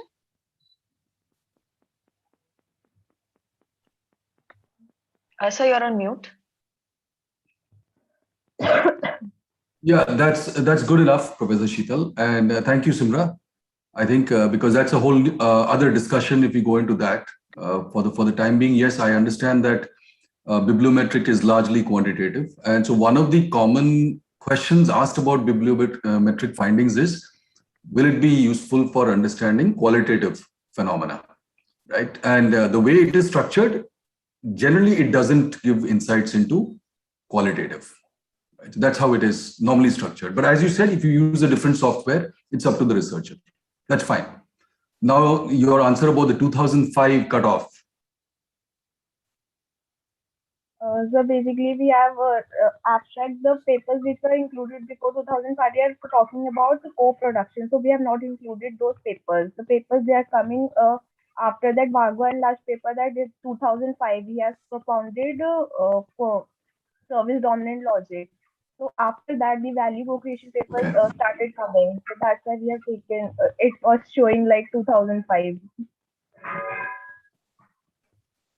So you can say that, you know, Scopus का limitation है क्या ये? कि Scopus as a database अगर choose करें तो उसके अपने कुछ limitations होंगी. And अगर आपने suggest किया कहीं पे कि additional databases अगर देख सकें तो maybe it could be further extended. You know, tongue-in-cheek remark is this. इतना बहुत सारा काम तो आज की तारीख में Google Scholar ही कर देता है नहीं? तो ये जो हमारे citation scores के ऊपर हंगामा है, ये तो Google Scholar ही करके दिखा देता है ना. So what Professor Sharma was saying is that हम इस का interpretation क्या करते हैं, that is I think more important rather than getting lost in the method and the quants of it. What does it indicate? And you're correct that the researcher has the freedom. So what Dr. Sharma was most probably intending is कि अपना freedom use करो, you know, and अपना freedom use तो करो, and interpretation करके उसको directional होना चाहिए, because stating बड़ा cut and dried लगता है कभी-कभी, you know, तो आगे कहाँ जा रहा है ये, where is it going, you know, and because in your, I think you're a PhD scholar yourself, in your next stages of research itself, you would like to sort of take on the comments of Professor Sharma and see that, you know, how that can sort of, you know, enhance the depth and quality of your research itself, you know. So that this is a starting point and it's a good start, right? And I'll shut up. Thank you. So thank you for the questions. So before we proceed to the next part of the event, I would just like to share the screen and commemorate our best paper winners. So both winners will have received already their Amazon gift card worth 5,000 rupees.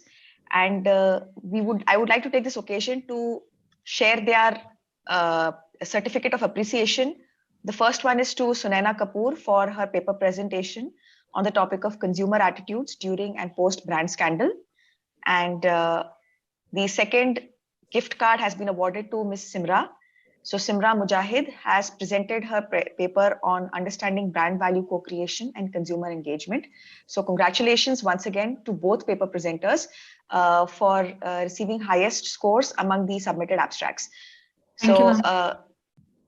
With this, I will request the floor to Dr. Amit. Yeah. Yeah, thank you. Thank you, Professor Sheetal. Now we have with us Dr. Umashankar Venkatesh, who is a professor and area chair marketing at Great Lakes Institute of Management, Gurgaon. Professor Venkatesh has helped launch many institutions of higher learning in his career spanning over 31 years. He is associated with Great Lakes Gurgaon as Professor and Director PGPM since June 2014. Now I invite Professor Venkatesh to introduce Professor Karuna Jain, who is the distinguished speaker for this event.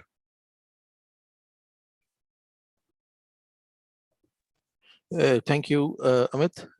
It is a distinct pleasure and privilege to welcome Professor Dr. Karuna Jain, who is our distinguished speaker today.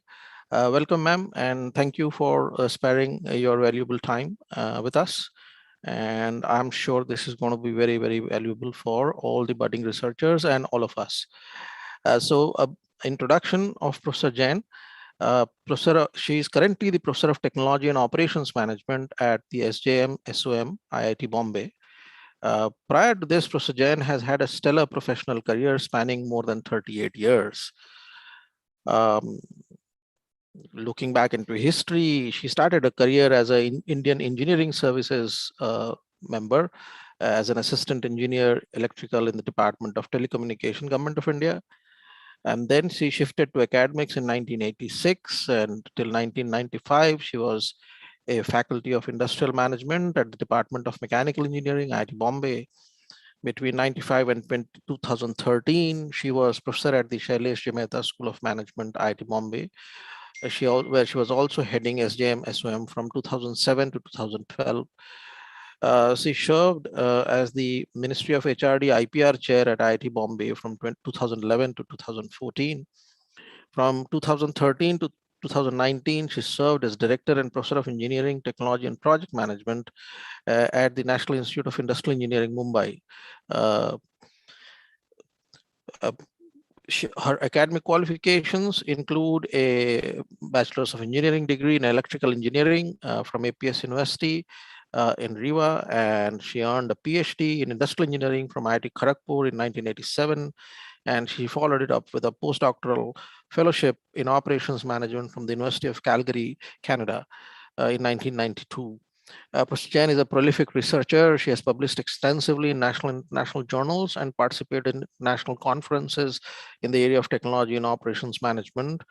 Her current areas of research include management and innovation management, operations and project management, supply chain management, and IPR. In recognition of her inspiring leadership and valuable contributions to the field of project management, Project Management Institute India has conferred upon her the Distinguished Fellow Award in 2019. The International Association of Management of Technology Board has conferred upon her the Distinguished Service Achievement Award in 2019 for exemplary service in the area of MOT. She has also been awarded the Emerald Literati Network 2007 Award for Excellence for a joint paper published in the Journal of Intellectual Capital. With her technical and managerial expertise, she currently serves on numerous academic, professional, and government bodies in various capacities, such as Project Management Institute Global Volunteer position. She is a member of the GAC there, a member of the Decision Sciences Institute Board representing Indian subcontinent region, PMI India, as an academic advisor from November 2010 till date. She has also been chairperson of Academic Advisory Board, Project Management Institute India for the year 2013. And she was president, Indian subcontinent region of Decision Sciences Institute for 2 terms in 2009 and 2010. Professor Jain, welcome to Lumiere, and thank you so much for being with us. The floor is yours, ma'am. Thank you.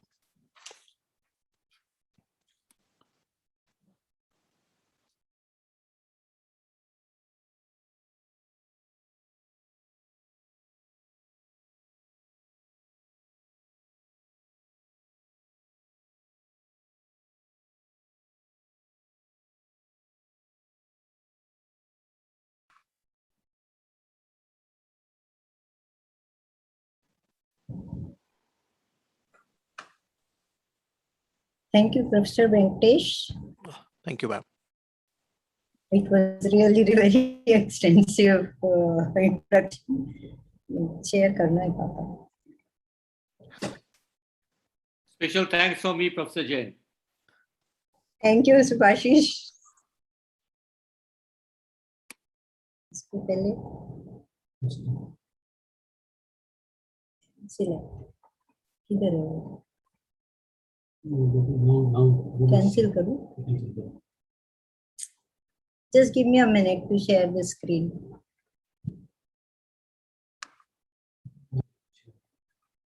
please take your time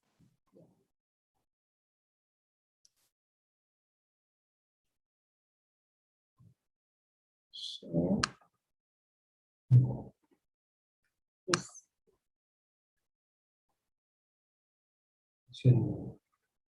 इधर तो कुछ आता ही नहीं यही करना है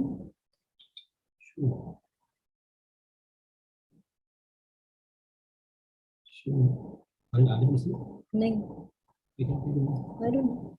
Your screen share. Professor Karuna, your screen is being shared. Shared. Can you see it? Yes, ma'am. Okay. Yeah. Good. So, very good evening to all of you. This is a real privilege from Devashish for asking me to actually talk about the area which is not my area of research. But lots of work has been done with me along with many of my doctoral students. So I think whatever I've learned is learned through experience over last 30 years, guiding more than 30 plus doctoral students. And some of the summary, I think my presentation is also prepared by a couple of my doctoral students during the course of us learning how to do management research in a field which are very nascent and evolving in our country. Not many researchers were available in those areas. So I think I started my career, as you said, as an electrical engineer and was working more in developing substation, designing air conditioning system, firefighting system, and then did my PhD more from a production inventory management point of view. Primarily, now that field is called operation management. And as you all know, those of you who are from operations management background, we have a bias towards doing quantitative research. So my first decade of work was more doing quantitative research, which was primarily modeling. My PhD and then followed up with my postdoc and at least about 8-9 students who actually focused more on the quantitative aspects, modeling, and primarily I was working more on the scheduling domain. So lot size scheduling, and I did my PhD on perishable products lot sizing or scheduling. And then I moved towards project scheduling, and lots of work has been done in the project scheduling, primarily modeling and testing those models and then giving solution approaches to those models. So I think about 2000 or so, we started looking at little seriously in the area of technology management, IP management, and I extended it beyond project scheduling to supply chain management, design and planning. And lots of learning happens during that time because the pure quantitative method did not answer my research questions. And then we had this whole debate. And I think we started learning about how the research in management is done. Okay, so I started looking at why do we do management research? So are we trying to shape how the firm will respond to surrounding uncertainties, or we are doing research to build theories? And what we produce, if that is the goal, either to solve the industry problem or build theory so that a better management happens to the organization. So basically, we create new knowledge.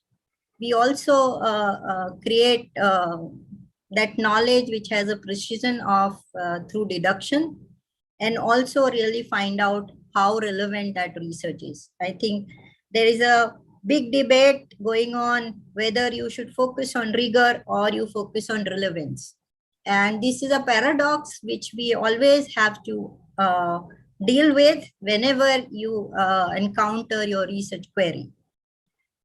And does management research need to generate theories like research-oriented profession?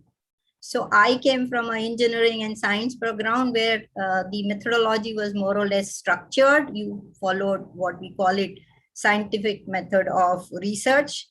But to answer this question, the answer is yes. When we do more deductive kind of research, which is primarily method-driven, and it is also known as American style. And we saw that two of the presentations which we had, the bias were more quantitative in nature. And this is what we see. And method focus is also there. If our answer is that no, it is not that we need to generate theories, then we actually end up doing inductive research, which is European style. And the purpose is meaning driven. So, and we also do both inductive and abductive research, which is Eastern part where it's a combination of both deduction and induction. And the question is, can it produce at all? The answer is yes, big yes. So if we want to look at the nature of management research, we need to first really look at how do we get the robustness of management research accepted. Some people say methodology followed, some people say the chosen philosophical assumption, and then quantitative versus qualitative. We did discuss a little bit in the previous two sessions.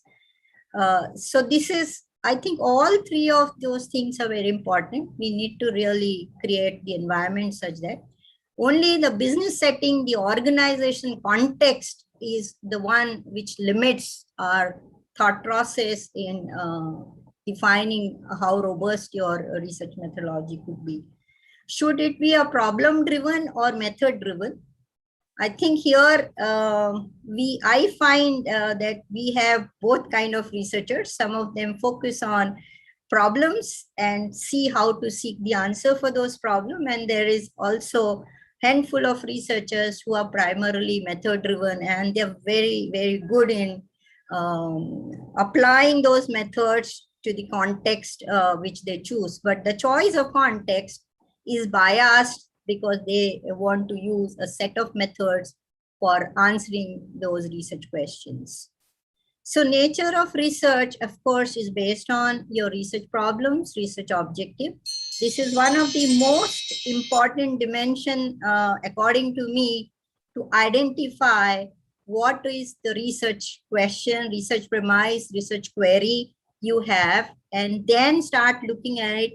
How do I answer that research question? So whether you would like to do descriptive type, prescriptive type, and there's a whole body of knowledge available, whether you want to do empirical study, exploratory study, or investigative study. And there are combination of more are coming up, which are combination of these two, which is what is allowed today. And it is accepted norms that you can use multiple methods simultaneously to address your research question. So my journey, as I said, when we picked up some students who had an experience in the marketplace for 10 years, 15 years, they came up and they say, I want to study technology transfer in international joint venture. And they wanted to link that with the relationship marketing background. The person was from a relationship marketing background. I was by that time branded as I do research in technology management space. So the student came to me, and how to choose a methodology was very, very challenging. I couldn't do the typical modeling kind of things. I had to learn about relationship marketing. Similarly, there was another person who came from NCL Pune, who was heading the R&D and business planning division. And he said, I want to study the process of R&D globalization and its impact on industrial R&D. So it was kind of to me at that point in time looked at there's lots of politics gets into it. Is it a political process? And if it is so, what methodology we need to choose and how we will be able to complete. Similarly, other two similar kind of things which we observed. So I started questioning that, so how do I do academic research with lots of practical relevance? And then we started looking at what do we do in research? Very simply, we try and understand what is already known. And then discover, is there something which is in this known sphere still remain unknown? And then follow this process of think, do, and understand, where there's a tremendous opportunity for your discover and invent to unknown it provides. So when you think, you come up whether you want to follow a typical process or you want to follow very different process. That is a part of do, but you have to be responsible. You have to maintain the integrity and then understand and try and tell what is that you have found out. So there is tremendous amount of opportunity to innovate, but how is a question that we need to answer. So you start looking at, when I looked at the management research process, we actually had very structured research process. You in the think process, you get lots of input. In the do process, you actually start processing the data with certain ways and then come up with the output and then try and give the interpretation of those output and outcome. Very simple. But the focus is more linear. So just to quote what Daniel Warren has said in the evolution of management thought, within the practice of the past, there are lessons of history for tomorrow. In a continuous stream, we occupy one point in this stream. The purpose is to present the past as a prologue to the future. And I think this is very, very important management thought. And this is what we have to keep in mind when we are actually coming up with the process of understanding how to do management research. So I think a couple of my students and we sat down and says, okay, so what are the layers of layer for management research? And we started looking at it. So we need to really first understand what is our philosophy, then try and understand what is scientific propositions are there, then look at the analytical results based on whatever data we created, then build a theory, and then create a paradigm for that discipline. So here, for example, we just picked up the current process of innovation. If we look at, it used to be linear. Data interpretation was done in a very simple, using certain statistical tools, and the process-based variance theory was used. Innovation process, the paradigm was, the innovation was within the boundary of an organization, so it was closed innovation. But as we are moving ahead, the things are changing. Just look at what is happening now. So this was what was traditionally done, is now we are no more looking at philosophically on innovation as a linear system. We are looking at that cyclic in nature, and we are also applying systems approach. When we are looking at scientific propositions, we are looking at parallel thoughts, not one single structured thought. When we're looking at data, the data is also changed. There's tremendous amount of social media information, and there's a flood of information. And we're looking at concept of whole and then trying to understand what's happening into the system which we are studying. And then when you look at the, we are moving from various theory to more into co-competition rather than competition. So if we take an example of telecom space, we are actually sharing the IPs and creating standards which are available across the globe to all the users of those technology. And the paradigm has shifted from closed innovation to open innovation and digital networks. So this is one example that how the management research is creating layers after layers and then trying to look at on each layer how the changes are happening. So this was one example which we look at. But then there is another concept in our management research, which we call it paradigm. So there are two types of paradigms people did talk about. I'm talking about more from a assumptions and value point of view. And then we look at another paradigm, which is more qualitative versus quantitative. The third one, we need to look at what is that approach that we will look at the data at, which is logic based. So paradigm actually answer the question of why, the philosophical assumption about the nature of research and intervention. So I'm picking up what I understood as the three very important dimensions. There are a couple of more which been added and people do talk about them. Is the history focus, which is more ontology, and knowledge focus is more epistemology. We try and look at how do we look at history or reality. I think another term which is used for ontology is reality.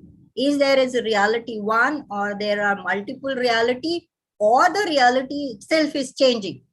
So that actually creates little more complex situation when you are looking at these philosophical assumptions. And similarly, knowledge, how are you going to look at the knowledge? Are you getting the knowledge just by observation being outside, or are you becoming part of the system and trying to understand the knowledge? It's like saying that, would you like to study about the fish behavior from outside looking on the bowl inside where the fish is there? Or you jump into the bowl and then start seeing how fish is behaving. So this is like studying the social system passively or actively. So that is the second dimension, which is very, very important. The third dimension is application. So if you look at these philosophical paradigms, range from positivism to constructivism, where you have an old paradigm where you study. So I've just picked up an example from project management, where when we learned about project management, we said project is a project is a project, and anything and everything, the knowledge base created in a discipline can be used in any project. To I think 1995 or so, there is a whole change happened in that paradigm, and they said every product is a unit, and hence you require a different basket of tools and technique to actually manage projects, and hence the research actually become more constructivism than the positivism. So there is this continuum of positivism to constructivism. I think when we started doing research, there were only two broadly focused. Now we have 5, 6, 7. I will just share those with you. And so then the third dimension is what are the approaches for theory building in management research? Traditional approach is more descriptive, understanding the process. You have a curiosity, you actually make the observation and then provide the explanation. When you do outcome or practice-based research, you are producing knowledge explicit to the changing reality. I did talk to you about the ontology of that the reality is changing. It's not one, it's not more than 1 or 2 or 3, but it's changing. And so lots of perception dimension comes in. And prescriptive mode of research becomes an important. It's different than the causality. We just saw that one of the student presented causality part of the thing. So then now when the management systems or organization or business which are becoming complex, we really need to look at multi-hybrid methodology approach, because your research problems are becoming broader. Analysis is becoming more fuzzier. I think we just talked. Can I answer this question using just a quantitative approach? Or I need to really look at the qualitative assessment or analysis of this and follow a different. So there is tremendous amount of methodological confusion which was there. And as I said, when those 4 or 5 kind of problems, they came with a year or two different times, but this question remained. So should I work with only qual? Should I work only with quant, or I do both? So that was the paradox with which I actually started looking at. Let's do multi-methodology. It is the way forward, because it actually will capture or reflect real world problem and multidimensionality of the problem and the different steps that need to be taken. The alignment with blurring of the boundary will also be taken care. It will also enriches the debate and invigorate the theory. So when to do this way is a big question. Discipline, which is evolving, tightly interlinked sub-areas having an emerging taxonomy. So while I was preparing my talk, and I was just thinking that from a traditional dynamic lot size scheduling to project scheduling, to when I started looking at 3 disciplines, supply chain management, which is an extension of operations management domain, it actually cut across multiple disciplines. So marketing guys look at supply chain management very differently. The strategic guy look at supply chain very differently. And the operational guy, of course, will look at supply chain, which was an integrated production distribution system. Okay, so I have looked at problems where you only talked about inbound logistics or outbound logistics or just the production system. Or we looked at what was coined in those days is simultaneously planning, where you look at both the supply coming in, processing is happening, especially more in the process industry, and then the distribution is happening. So the integrated planning for this whole system. We could model it, but lots of what if kind of analysis was very, very limited in that sense. So similarly, in the technology management, we were very, very early stage, I think infancy, and there were no data available. And we ended up convincing companies to share the data. And then we ended up studying systems. Each and every industry, we have to go and try and understand, do they have a technology management system in place? How are they doing it? How it gets connected to business function? So actually, I ended up moving towards more qualitative research from pure quantitative research. And that was the starting point where I started looking at the multi-method or mixed method or hybrid method. I think these are the terms gradually being coined.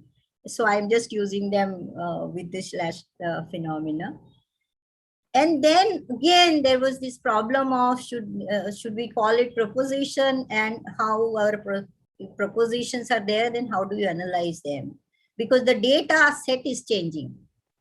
Lots of newer style of data are coming. Lots of digitization is happening. And abundance of data is walking in. How do you make sense of this knowledge from the information which is getting flooded in you? So this was, again, we need to really look at how do we do that. And practical, if you want to be practical, you needed flexibility in your research. You needed wider skill sets and broad knowledge to do the study and research in this area. So there was this whole question, if I have to do all of these things, the doctoral students used to question me, how am I going to complete my PhD? And they were anti-flexibility. So there's a whole antithesis of flexibility. No. Can I use a very standard method? We just saw that example in these 2 presentations, that very standard research method is what PhD students normally take up. So that was very, very important to mention. So as I said, that was a challenge. So when we looked at those studies, which I just said, we actually designed very differently. First one, technology transfer, we actually said, let's do fully survey based. And what happened when we finished the research, we found software element of the process were not captured. And lots of discussion happened. If I recollect, this particular student got the feedback from the examiner, which ran for 15 pages. And out of those 15 pages of questions, at least 12 pages were all on the research methodology. Why you have used Likert scale? Why have you chosen these variables? Why this is a proxy of these variables? And why you have chosen different method for this data analysis? And I think we learned a lot in looking at how to answer those questions and convince what we did is the right thing we did. And we could do that. Then the process of R&D globalization, we thought we will be able to do a survey-based research, but nobody was willing to share the information because it's a classified information. It's related to their future earnings or revenues. So we actually ended up doing case-based research and then did a support through a secondary data. But then what happened when we did case-based, many things, quantification was not possible. We thought we would be able to come up with some kind of indexes for the globalization for a different kind of industry. We were not able to do that. So that we also saw where the limitation is happening. Similarly, for the scope management in the technical intensive thing, we saw that we needed the mixed method kind of thing, and the perspective has to be constructive. And so practice got captured, but verification became difficult. Okay, so we actually ended up doing system dynamic modeling to justify that, look, whatever we have developed, we see some interesting outputs. Similarly, the other ones, and then we ended up moving towards more softer and quantitative kind of things. And then we found that it is really good to get a better research output if we are using hybrid methodology and start using systems theory approach. So what I want to tell all of you, those who are hearing and those who are doing research, this is the paradox which we will look at. On one extreme, I put it positivism. You have this paradigm wars. How are you going to look at ontology, epistemology, methodology? That depends on your question. And on one side of the spectrum, you have quantitative research, and other side of the spectrum. Now you have to figure out which one fits best for your research questions.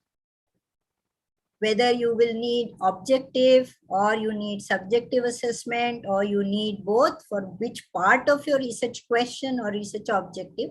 So this particular, after doing a coursework on the introduction to research method, one of my students drawn this diagram, and I thought I should show you that this is what they go through in their first year. And they still have, so there's some set of people, if they come from the engineering and science background, they're biased on quantitative. The people come from social science background, they're more biased on the qualitative research side. And there's this discussion, and so to say, the war happens, and then they come up with something which is more interesting for them. I think all of this is now has come in a new book, which is published by Pearson, by Saunders, and couple of authors, which is, I've just got the 8th edition, where they've created this onion model, and which captures what happened in last 3 decades in terms of management research. and they put it nicely. So they're saying first layer is about choosing a philosophy, that how are you going to make use of assumptions, philosophical assumptions. And so ontology, epistemology, and axiology plus practiceology, whatever it is called. Then you start looking at how are you going to do the theory development. So you will have deduction, induction, and abduction, all three of them. And once you decide this, you will be able to choose the right kind of methodological choices. So are you going to do a single method quantitative, single method qualitative, multi-method quantitative, and then multi-method quantitative, mixed method simple, and mixed method complex. So these are the methodologies which is suggested by Saunders. I think this whole book, there's one full chapter debated on explaining this particular model. Paucity of time, I thought I would actually only share this particular slide and advise people to actually look at this model. There's quite a bit available on the Google search, and this book also partially available in the marketplace, but there is an international edition. Then once you decide your methodology, then you have your strategies, what kind of research you will do: experiment based, survey based, archival research, case study, ethnography or ethnography, action research, grounded theory, and now the new one which is becoming a little popular in social science is narrative inquiry in some of the newer areas of research. And the last one is talking about then your data collection and data analysis. Before that, I think you also have to see what would be your time horizon. Okay. I have seen in our country, not many of us do longitudinal studies, but to understand how the particular how a change is happening in a particular discipline or particular sector, I think longitudinal studies are very, very important. And but we end up doing cross-sectional studies. I'm really yet to see a very good longitudinal studies, at least in 3 areas where I am working. I have not seen much. I don't know whether they're there in strategy and marketing area. I'm yet to figure out. And then I think there are lots of books which do talk about data collection and data analysis approaches. The coursework which most of the school provide, it gives you data collection and data analysis. There are at least 2 to 3 courses in each institution PhD program where you will know how to do data collection and data analysis. The whole statistics, OR, and data collection methodologies are there. And now there are tremendous amount of tools are available for both data collection as well as for data analysis. Softwares are really making life very, very simple. So I think that's where I would like to stop by making a couple of quick conclusions. Methodologies is strategic in management research. You cannot be bound to a single method or single tool. Research-driven knowledge being generated need to be in relevance to practicing manager. So I believe that both the relevance and rigor is important in management research to get the better outputs. Business research is predominantly abductive in nature, but it becomes deductive most of the time due to the assumptions which we make. So I really want a little more inductive research to happen, which actually moves towards more qualitative kind of insights you get. The role of uncertainty in management research is important, and methodology is an expression of rhetorical tools, which will lead us to reiterate the definition of management. I think that's where I would stop and open to discussion.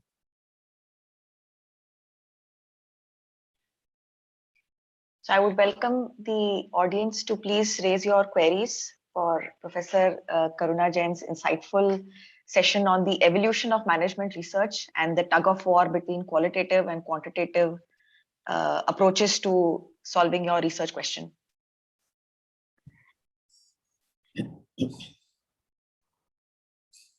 Hello, ma'am. Good evening.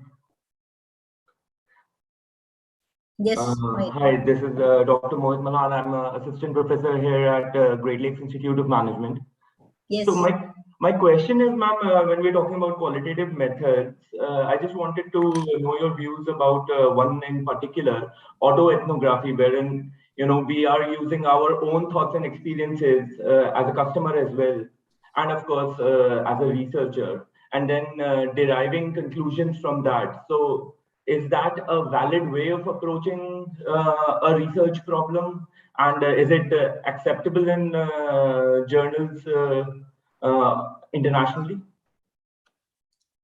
Yes, you have to make sure that bias is removed. But sometimes you end up using that method because you have a bias and you want to put across that point. So you have to make sure that bias is removed from there. So for any process, whichever methodology you will choose, there are do's and don'ts. Please read them carefully. Okay.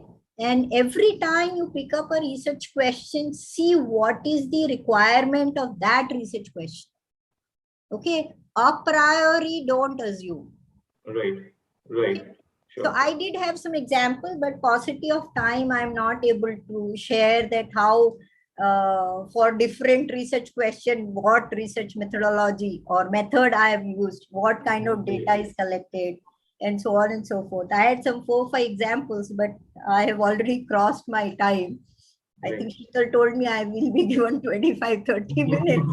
So I made 2 parts of my thing. This was first, another one is to share some of those thoughts. So let me just to answer for one of the person who had 25 years of experience in marketing field on a different role of new product design or advertising and all that. And he wanted to look at research from supply chain perspective and also the strategic response to what's happening in the marketplace. And so he actually picked up, experience was in apparel sector. So he actually used multiple data points as we moved on. So he defined some 3-4 research questions, and for each he has used a different. So somewhere he has used case studies to understand how the apparel supply chain works. And then he looked at the organized sector and used a questionnaire. Then he used expert opinion for answering some of the questions. And then went back and did more content analysis. Because while collecting the survey-based data, he had lots of interaction with the supply chain managers or the business development manager. So he had tremendous amount of qualitative content. So he ended up using content analysis also in that. But so when I look at the theory of research methodology and the books on research methodology, I found it very difficult how to justify. So I actually advised him that whatever you have done for this objective, write your intuitive assessment of why you've chosen whatever method you have chosen for data collection and data analysis, and let the expert who is reviewing your thesis to respond. And it was very, very interesting. I was keeping my finger crossed because this was very unusual research methodology which he has chosen. The thesis went to Harvard, surprisingly to the strategic management department, because it was cross between operations and strategy. And then the expert said, this is a very unusual research methodology which I have seen, and it is good that you are experimenting with something which is non-conventional. Wow, This is the message which I want to give to all of you, that don't get really rigid on picking the methodology. Look at your question and see how you get a better insight and better understanding, which actually will take the knowledge to the next level. Right. So that is my answer to your question. Okay. Absolutely, makes a lot of sense. Yes. Thank you so much. Thank you, Mohit, for that question. Karuna ma'am, there's a question from Rati Dhillon. She's raised her hand. Rati, can you unmute yourself and ask your question, please? Yes. Good evening, ma'am. Good evening, Karuna ma'am. I'm a research scholar from MIT University, and my area is marketing. So I am into my last. Switch on your video also, so I can see you. Yes, ma'am, but I am not in a good shape to show. Okay. I just want to see your eyes. So I am in my last phase. So I tried to do some quantitative analysis was done as a standard procedure, and I was inclined towards qualitative side also, but it required a lot of time. So my supervisor suggested me to go for a paper if you are so inclined. So I have written one paper based on systematic review Prisma. But surprisingly, one of the paper was accepted with some revisions, but this systematic review paper has gone through 6 revisions. And when we follow the rules, the Prisma statement says that we have to write systematic review in the title, but the editors do not follow sometimes, and they say remove that word systematic review from your title. So I was very surprised that how do we, if we follow the rules also, the qualitative thing is not being accepted by most of the journals also as a standard procedure. When I was checking there. What is your area of research? Ma'am, experiential marketing and its impact on customer loyalty and satisfaction. So it's been told me, I'm being told to revise again, and they are trying to set me into their set algorithm. Every time they say fit into our algorithm. So it's like they are again moving me towards that standard set of system rather than me exploring. So this is the problem I'm facing. Although I agree with you that publication with exploring and coming up with new methodology is a big challenge.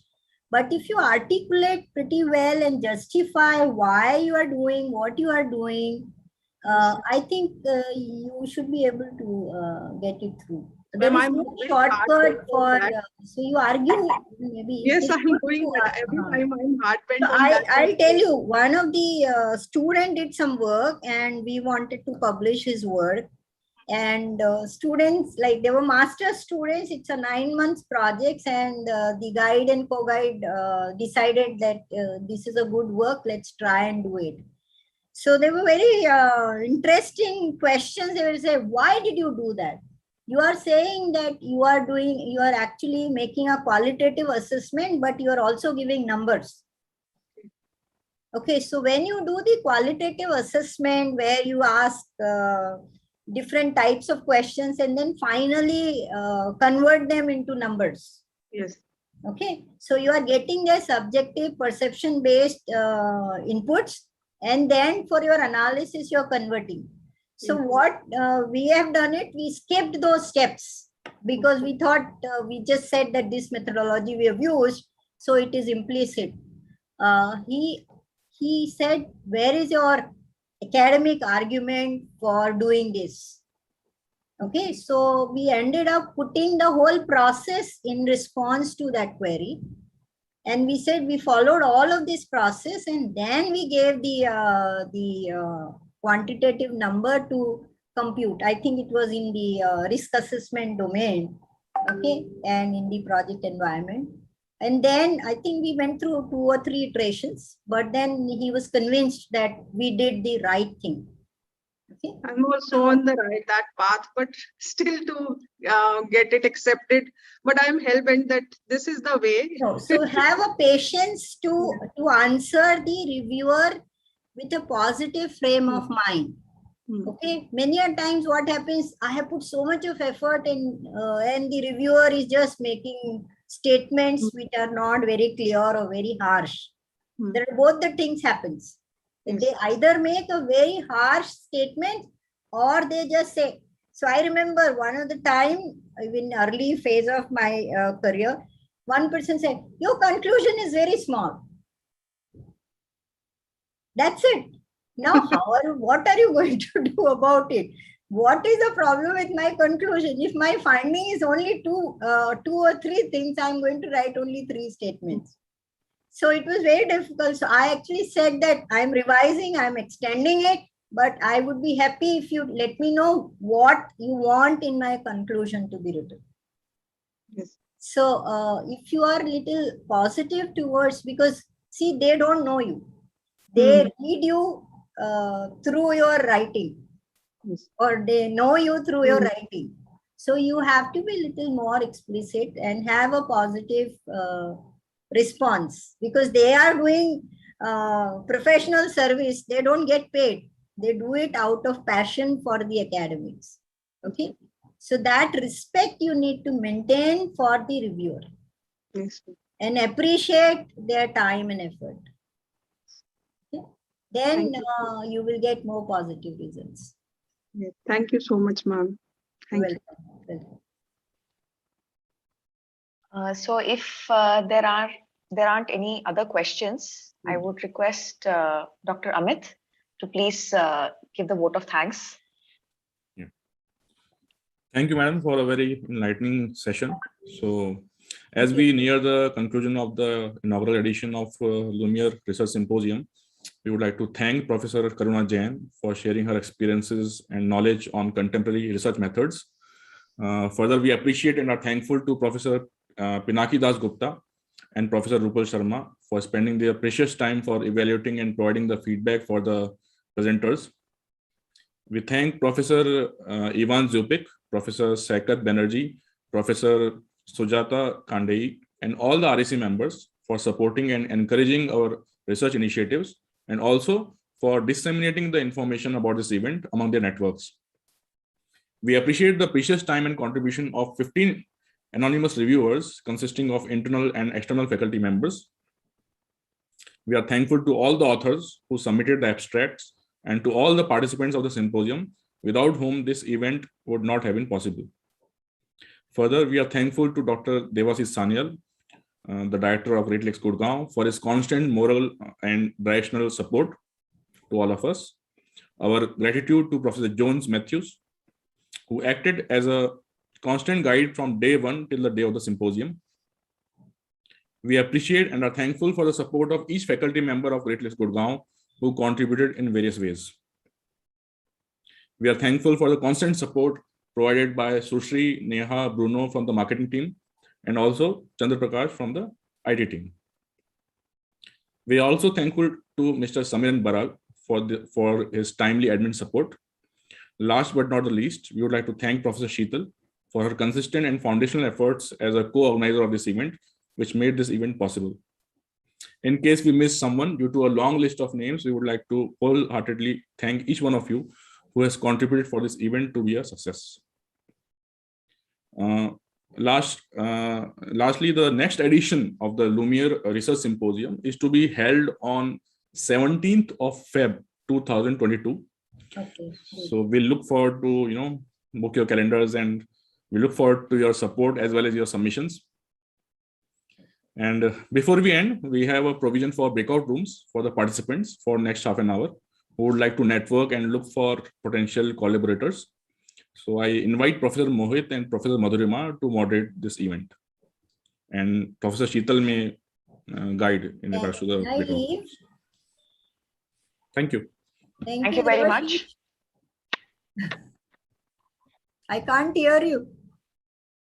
So you're on mute. Before we leave, I would like to thank all 3 experts over here today for their contribution and being here.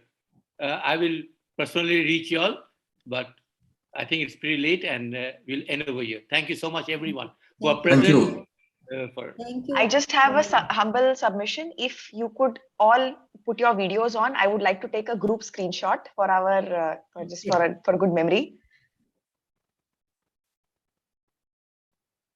I think before we finish, Professor Jain, Thank you for being so fresh in your thoughts. Coming from an engineer, I understand that would have been really tough. But coming from marketing, we have always grappled with this quantitative aspect all our lives and struggled to make sense of the world. The world of consumers is, I don't know how to structure that, and I think structural equation modeling really killed us.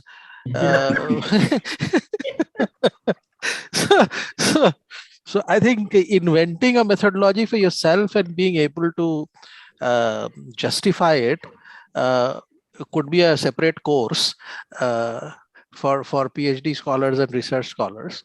And the lady from Amity, Rati, right? I understand her angst. She said she's in her last year and she said, I'm not in a good shape.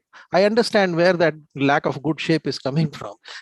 so if you and I can request everyone once again to put your videos so that, and we can go to the grid form and take a photograph. Yes, sir. Yes, sir. Thank you, Venkatesh. I think it's, I have been actually blacklisted among my operations management colleagues that I am breaking all the rules. आप हमारे साथ collaborate करो ma'am, हम बिल्कुल welcome करेंगे, हमें कोई दिक्कत नहीं है. You're a rebel, ma'am. That's good. Thank you so much, Professor Karuna. We are going to start PhD program for next year. We'll travel more. And Yeah, others I think Sheetal can vouch that I am very pro research and I help lots of PhD students. Are we having the grid photo? They're already taken. Done. Oh, done? Okay. Many people did not. Professor Sheetal, a lot of people were caught in a candid mode. The candid photography is the correct thing. So. All right. Thank you so much, Professor Jain. Thank you so much. Sheetal, one thing, how are you planning to organize the breakaway room? So are you going to invite people or we just hang around there? We just stay back. So those who are interested can just stay back on the link. Okay. Okay. So I take my leave. Thank you, sir. Yes, sir. Thank you. Thank you so much. Yeah. So all of you who are present here today, I think we'll have Professor Mohit and Professor Madhurima to help us go through it. But the agenda primarily will be if you could just introduce yourself, the area that you're working on, and if you are looking for any potential collaborations, we would request that in the chat box you put in your email and contact details so we can just get in touch or help you connect with relevant people. Yeah, I guess we should anyway do that. Whether or not we are looking to collaborate, we should share our email IDs so that just to even bounce ideas off each other. And I would, as Professor Sheetal was saying, I would really encourage people to please come forward and introduce themselves. What kind of research are they working on? What kind of areas of research are they find interesting. So I have a small observation for the kind of research which Simra was doing. Can I just bring it up? Because absolutely. See, I mean, this is a very interesting work which I have been finding, that people look at the kind of publications which are happening in terms of a clustering of the research. Now the question which I wanted always wondered was, do research lag what is of interest or they also influence? So for example, there is a lot of sentiment analysis which we do in finance. Mm-hmm. Now in finance, it's very easy to test that. You look at the sentiments and immediately you look at the stock market and then you find out whether the sentiments, what is the effect of stock market on the sentiments. You can do a lead and lag relationship. Right. For areas in marketing, for example, right? So what will be the appropriate data, and can we do a lead lag analysis? So do we think about such a lead lag? So in a particular topic, the number of publications go up, and then after a point in time it goes down. So what's the hypothesis? Is it because it is out of fashion to do research on that, or the problem has already been solved? So I don't know, but people who are doing it, do they also do this kind of work? Whether at what point in time the research in a subject goes down, has the problem been solved, or it is no longer publishable? If it is no longer published, and it was a worthless research to do right to the beginning, right? And that's that's I think that's a serious problem which industry has against academicians. We only write a set of things which only we appreciate and promote each other. Absolutely, yeah. Whereas nobody else looks at. But if we could have these kind of topics, okay, the problem is solved. For that, we need to measure the problem. So if anybody has some interest in doing that, maybe we can think about working, because in finance it is doable. I know that in some of the work, I do not know about marketing, so maybe others will be able to say that. Yeah, I mean, in social sciences, I would definitely say that getting rid of ambiguity is really hard, and I think it's more to do with theories A, getting out of fashion, of course, and B, newer technologies leading to newer theories. Like in marketing, we've seen over time, the progress has been very sequential. I mean, we are moving towards building relationships and making it a social construct when it comes to marketing. So I think we can see a pattern. So, and I would say that the past theories did kind of contribute to the newer theory coming in, and of course the environment changing. I mean, with Ford's only black car to now everything being personalized. So what I'm thinking is it a way to test that with data? For example, let's say I do bibliographic cluster on a particular topic, and then I identify a related market variable to see, is that market variable getting affected by all that research? Because that's the question which I'm asking. I'm not asking on what is the topic. I'm asking the research which we do in a topic. Does it in any way affect the outcome? If it does, by what lag? This requires a very important thing. See, the standard thing is you do a good work, you send it to a good publication. It only comes out in a public domain after 2 years. The natural question, what use is that then? So if the problem has either got solved or the problem is no longer relevant, this publication only adds to my CV. It doesn't. So why would industry take us seriously? Because till the time it is not out in the public domain, nobody can use the result, and when it's out in the result is already done. So in finance, in credit rating framework, we face this problem quite a bit. So I'm thinking with the young researchers, is there somebody who does people do that, or there's some interest in actually looking at the kind of work which Simra had done and identifying a market variable? See, what's the impact on that? If I tack it for last particular year, so what kind of thing? Because I don't know. That's a valid question to ask. I think one of the things what Bappa, that's a real life challenge actually. See, much of research is post-mortem, right? The event has already happened. You are measuring, you're observing. Most of the time it happens. In marketing, of course, we have a little bit of real time when we do cross-sectional studies, etc. We can say that, okay, this is the state of affairs as of today. If we do it, by the time, as you said, by the time it gets published, it's already old historical data. It's gone. It's finished, right? The other problem with any research, most of the research that we do is it's highly academic in the sense that practicing managers don't find it very useful to put it into practice. So therefore, HBR type journals came along. Absolutely. Which took all this complex or academic research and put it into digestible managerial articles, right? So they could use some models or concepts, etc. So I think as the lead and lag idea is a very good one, and I think that the bibliometric method can be used in whatever way the researcher wants it to be used. For example, if you want to check lead and lag, I think we can do it. I think that's the beauty of the bibliometric method. But the problem with bibliometric is that it is historical. It's looking backwards. Am I right, Simra? I think that's what it is, right? You check 598 or 30. Already published data. Already published data. So it's a mapping of what has already been researched. Right. So I don't know whether you can do the lead factor. Leading factor may not be there. And unlike the stock market, you can't even say that, okay, this has been the trend, so the future will be like this. We won't be able to draw a line at all. At least not in consumer behavior. So to Professor Bappa's point, although I don't come from marketing domain, but a lot of the research that I do looks at patent data. Now, patent data is published, it becomes in public domain around 18 months after the patent application has been filed. Now, but that doesn't mean that the patent has been granted. It's still just published. So that type of data sometimes has the advantage of you doing a bit of trend analysis because the patent has not been granted.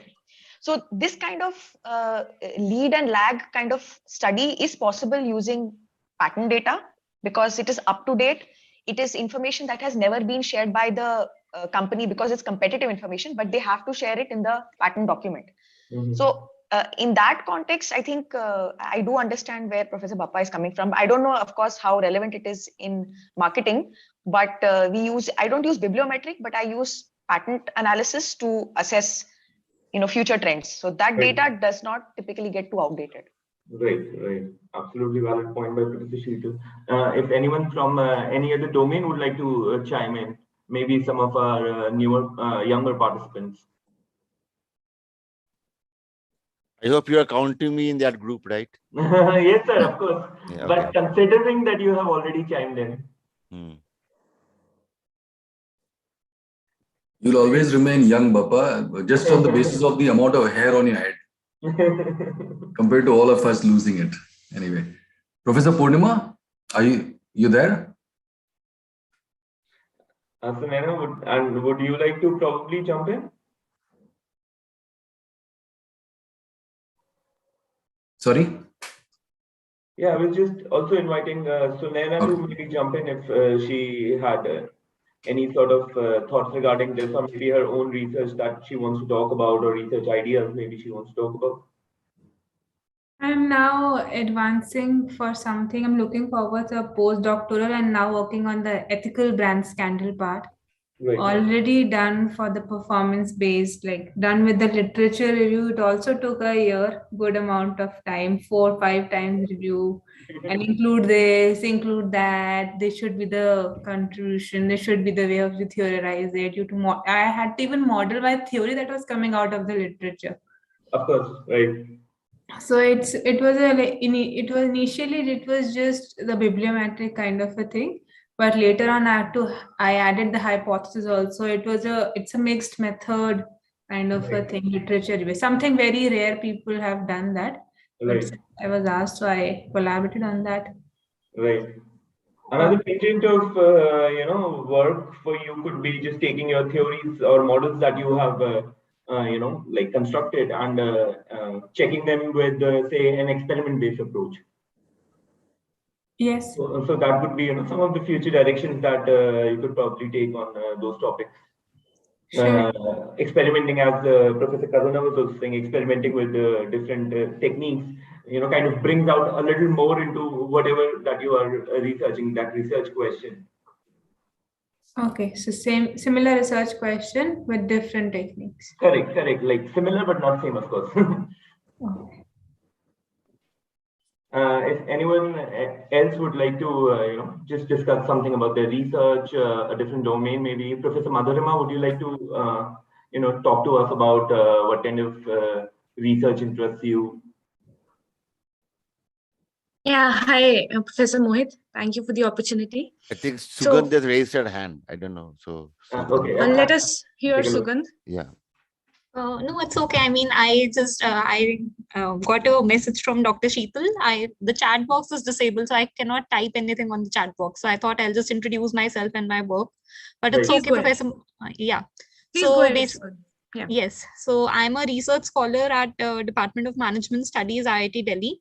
And my research is in the area of cross-border acquisitions, and I'm looking at the impact of various outcomes of cross-border acquisitions which are done by emerging market countries. So my data set includes the acquirers from BRICS economy. So what I'm currently working on is that I'm at the stage of data collection, and I floated my idea on this forum, and I got a good feedback, a positive feedback. So it just gave me the confidence to move ahead and basically the boost that I'm headed in the right direction. So I would really like to thank the organizers for the relevant feedback. One thing, I mean, since we are here at this discussion, of course I would want to know what areas other people are working on. Just a small feedback. I felt that today's session was a little more inclined towards the marketing domain. It was just an observation. So, I mean, there's still, a lot to learn from different domains, and with interdisciplinary research, it's always good to know that what is happening in the other areas. But my topic is already at the intersection of strategy and finance. Right. So, for the future forums, I would really like if we can have some, groups where we can be allocated, so that probably we can network a little better.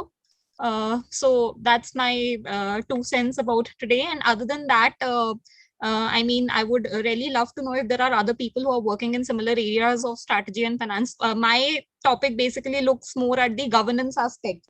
So how do cross-border acquisitions lead to changes in corporate governance? That is one area that I'm working on. Another area that I'm working on is that there's a very prominent problem which the acquirers from emerging economies face, that they abandon their deals after announcement. So the deals get announced, but they don't get completed. So what are the factors that, contribute towards this completion risk? So currently I'm doing a content analysis. I've obtained data from the press releases of the acquisitions, and I'm looking at the impact of I'm running a content analysis on those documents, and I'm trying to figure out that if there is something in these documents through which we can figure out and we can, minimize the risk of failure of the announced acquisitions. So that is something that I'm working on. Fantastic. Sounds really interesting. You could also probably look at some correlations with the share market with the announcement of the deals and the collapse of the deals. Yes. So that is something I intend to do. Yeah, fantastic. Yeah. So Sugan, a couple of things. One, because since you're doing work on this, I'm sure probably, or one is, I'm sure you will use the La Porta framework. The La Porta framework is that, the inter-country governance framework. So that is a good baseline to control for, right? Whenever we are looking at the cross-border. Right, so. Then the second kind of research, and I have seen some of this research was that people also look at a cultural proximity index. So a lot of research is done in the sense that, when if the ratings, the guys who rate a particular company, how much does it matter where are they located, right? So for example, if an Indian firm is being rated in Germany, okay, so will the Indian firm get a better rating than if the Indian firm was being rated in, let's say, USA? Right. So one of the things, whenever you're looking at a cross-border cultural thing, these are kind of new interesting variables to kind of look for. Okay. Right. So because obviously there are some standard governance things looking at in terms of what are the financial institutions share, right? And then those part. And maybe the third thing which you can also explore a bit is, what do you eventually measure as your Y variable? So when you're looking at that. So one standard way what people used to do is a Tobin skew. Right. That's for the long-term, basically, the long-term impact. But the problem with the long-term understanding of the performance of cross-border acquisition is that there can be many confounding events. Right. As in, how do we attribute that the increase in or the Tobin skew or the decrease in Tobin skew is because of the... So what is the variable short run you're looking at? Basically, short run is CAR.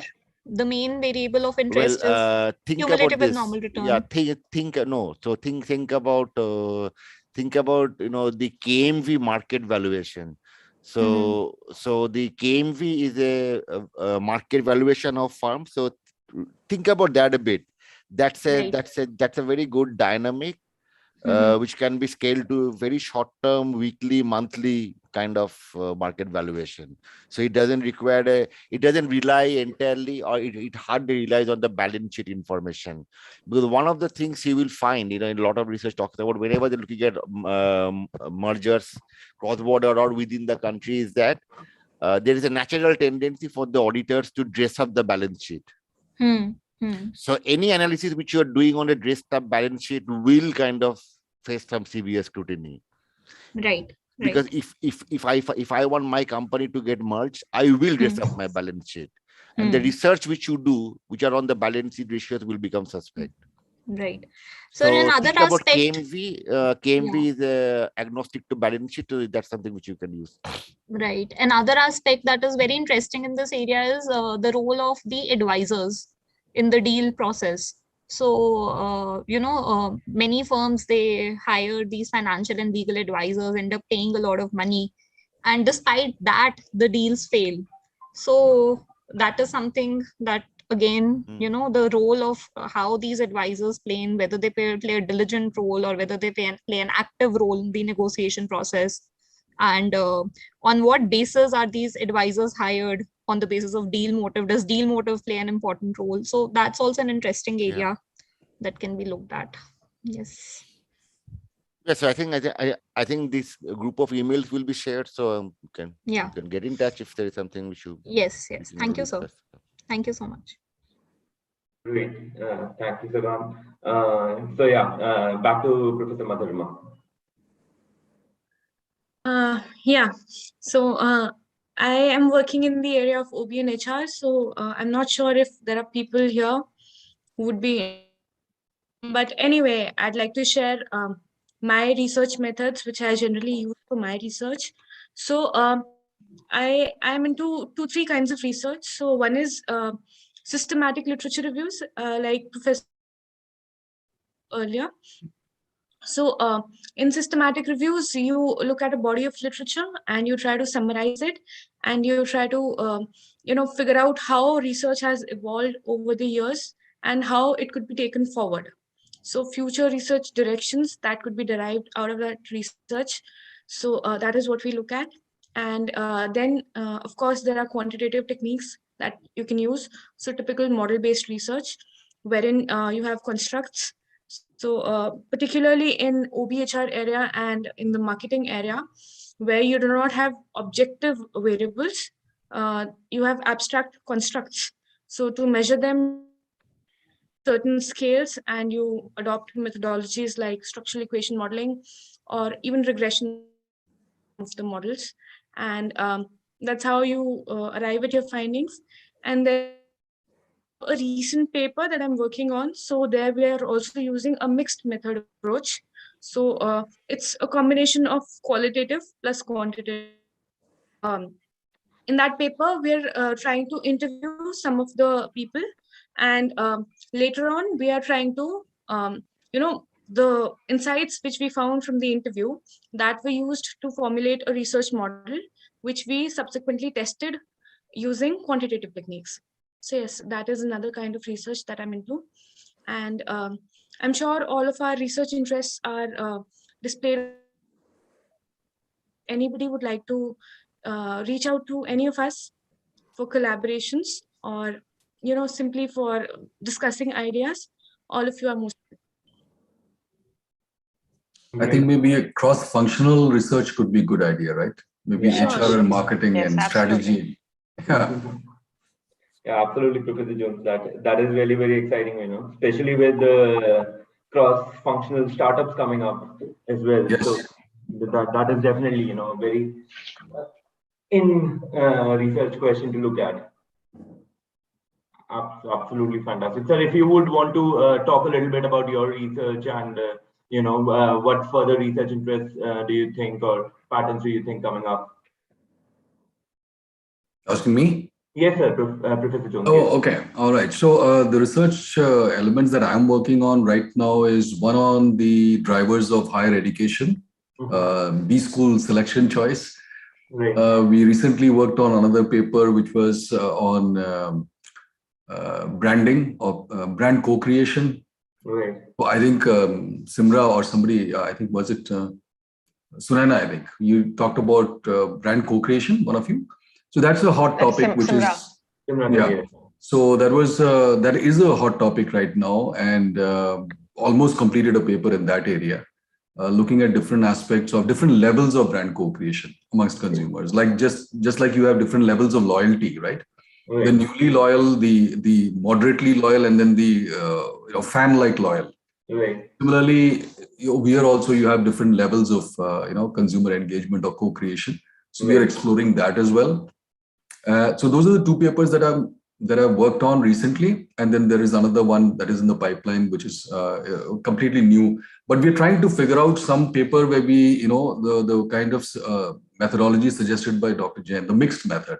Right. So we, Professor Bappa and I and Professor Uma Shankar, we are experimenting with a paper which probably will have experimentation also, right, along with quantitative.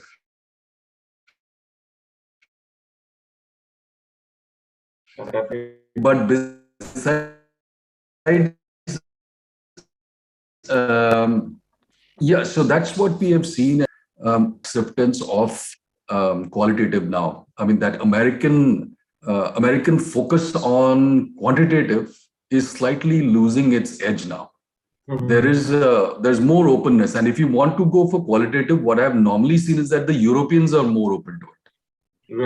Right, sure. There is a tendency among the Europeans to accept more of qualitative rather than the Americans. Americans are hardcore quantitative guys, right? Right. And I think across the board, researchers as well as reviewers are putting a lot of focus, or not a lot, but at least there's a tendency, or there's a shift towards a mixed method at least, or giving more preference to qualitative. So I think researchers today may actually benefit a lot by picking up tools and techniques in the quali area. Right, absolutely. It's a very pertinent point about research in marketing, especially.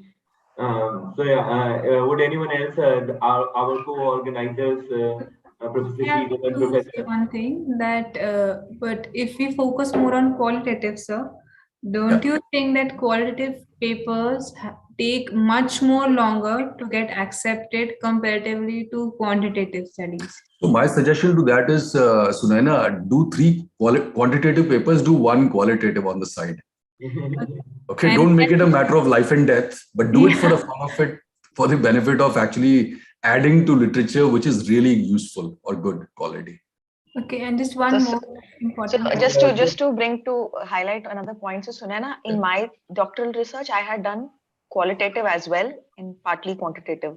Now in qualitative, when you have to understand, when you do qualitative research, the depth of information you get by interviewing a CEO or by interviewing, a bunch of people in the organization just for the purposes of data triangulation, the insights that you get is much more richer.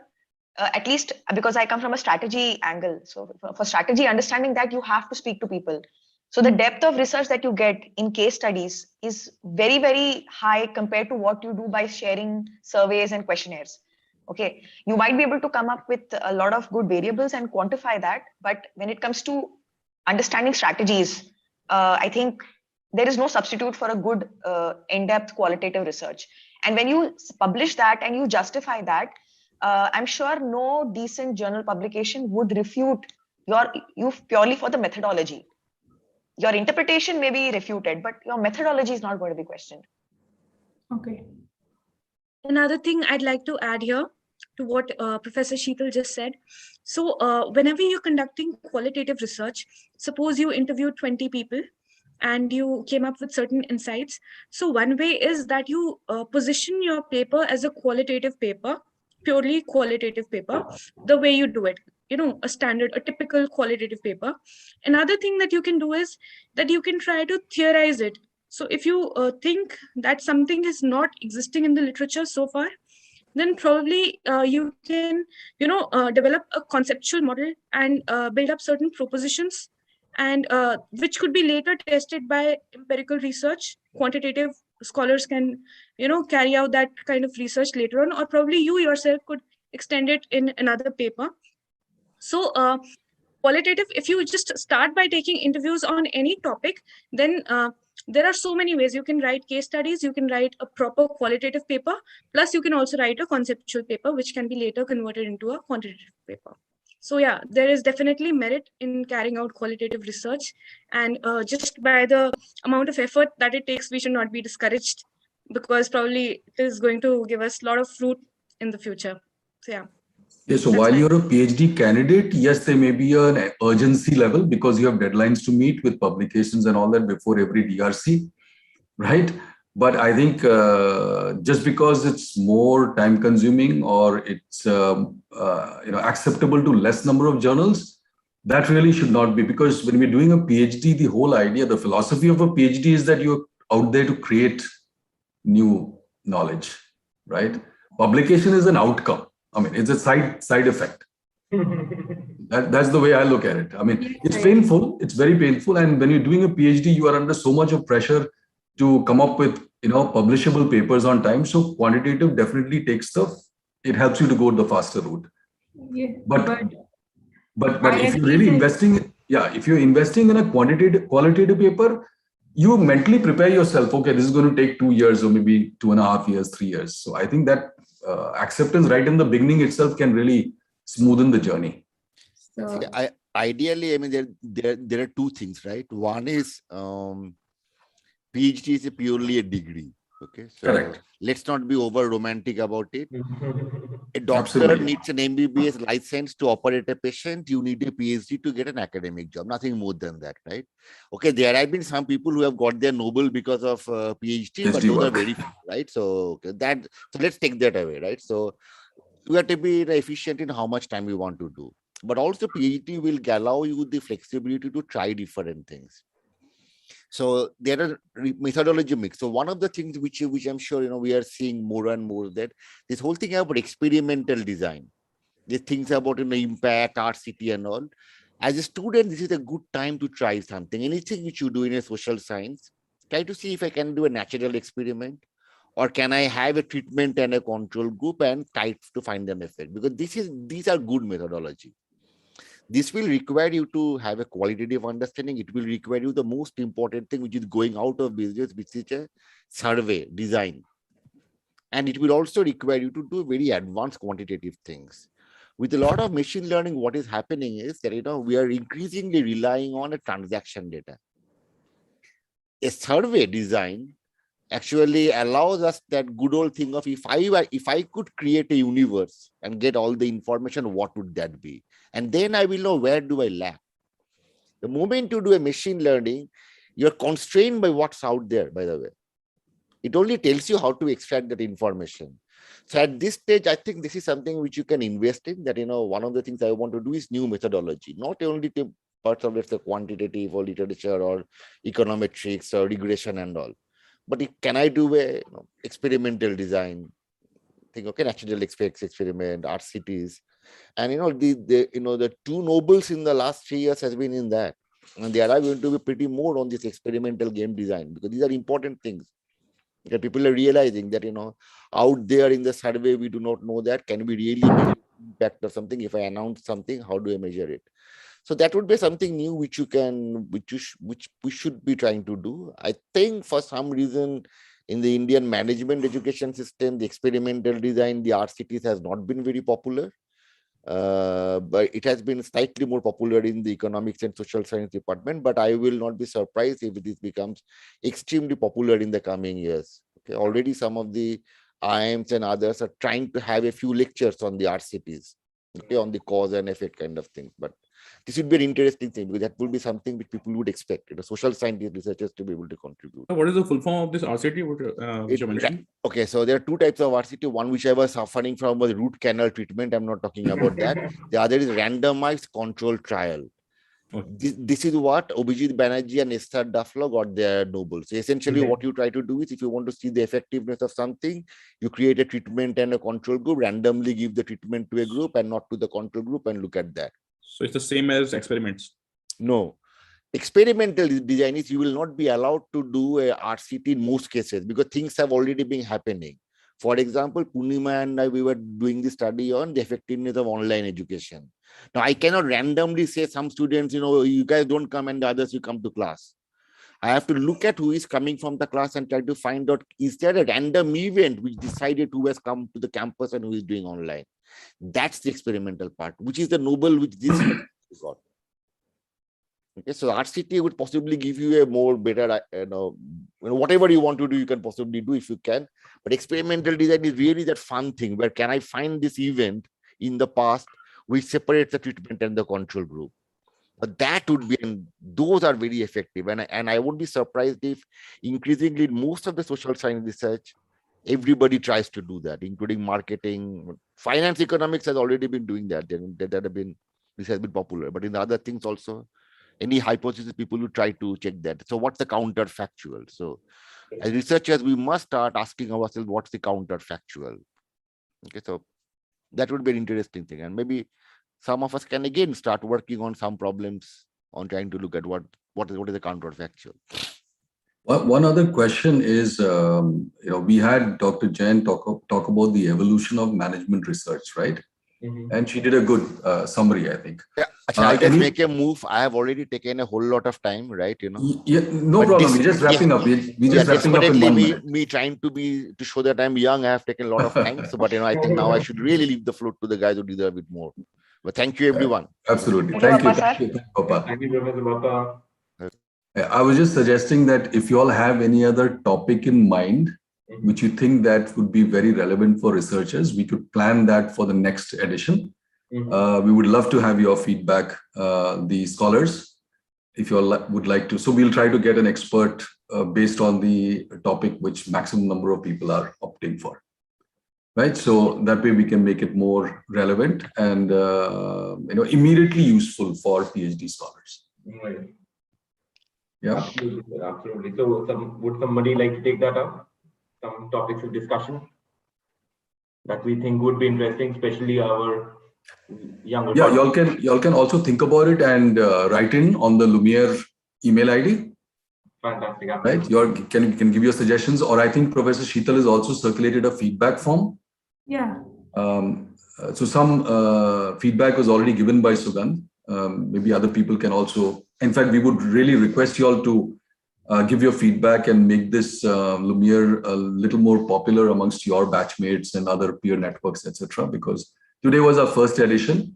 And at this moment, I'd really like to thank Professor Amit and Professor Sheetal for driving this from the word go, and to Professor Madhurima and Professor Mohit for doing the moderation today. And if there is nothing else, I'd hand it over to the co-moderators to wrap it up, I think. Yeah, sure. Absolutely, sir. I would just request everyone present here to type in their email ID. So if anybody wants to get in touch with anyone else, that could be facilitated. And once we have that, we can, call it a day.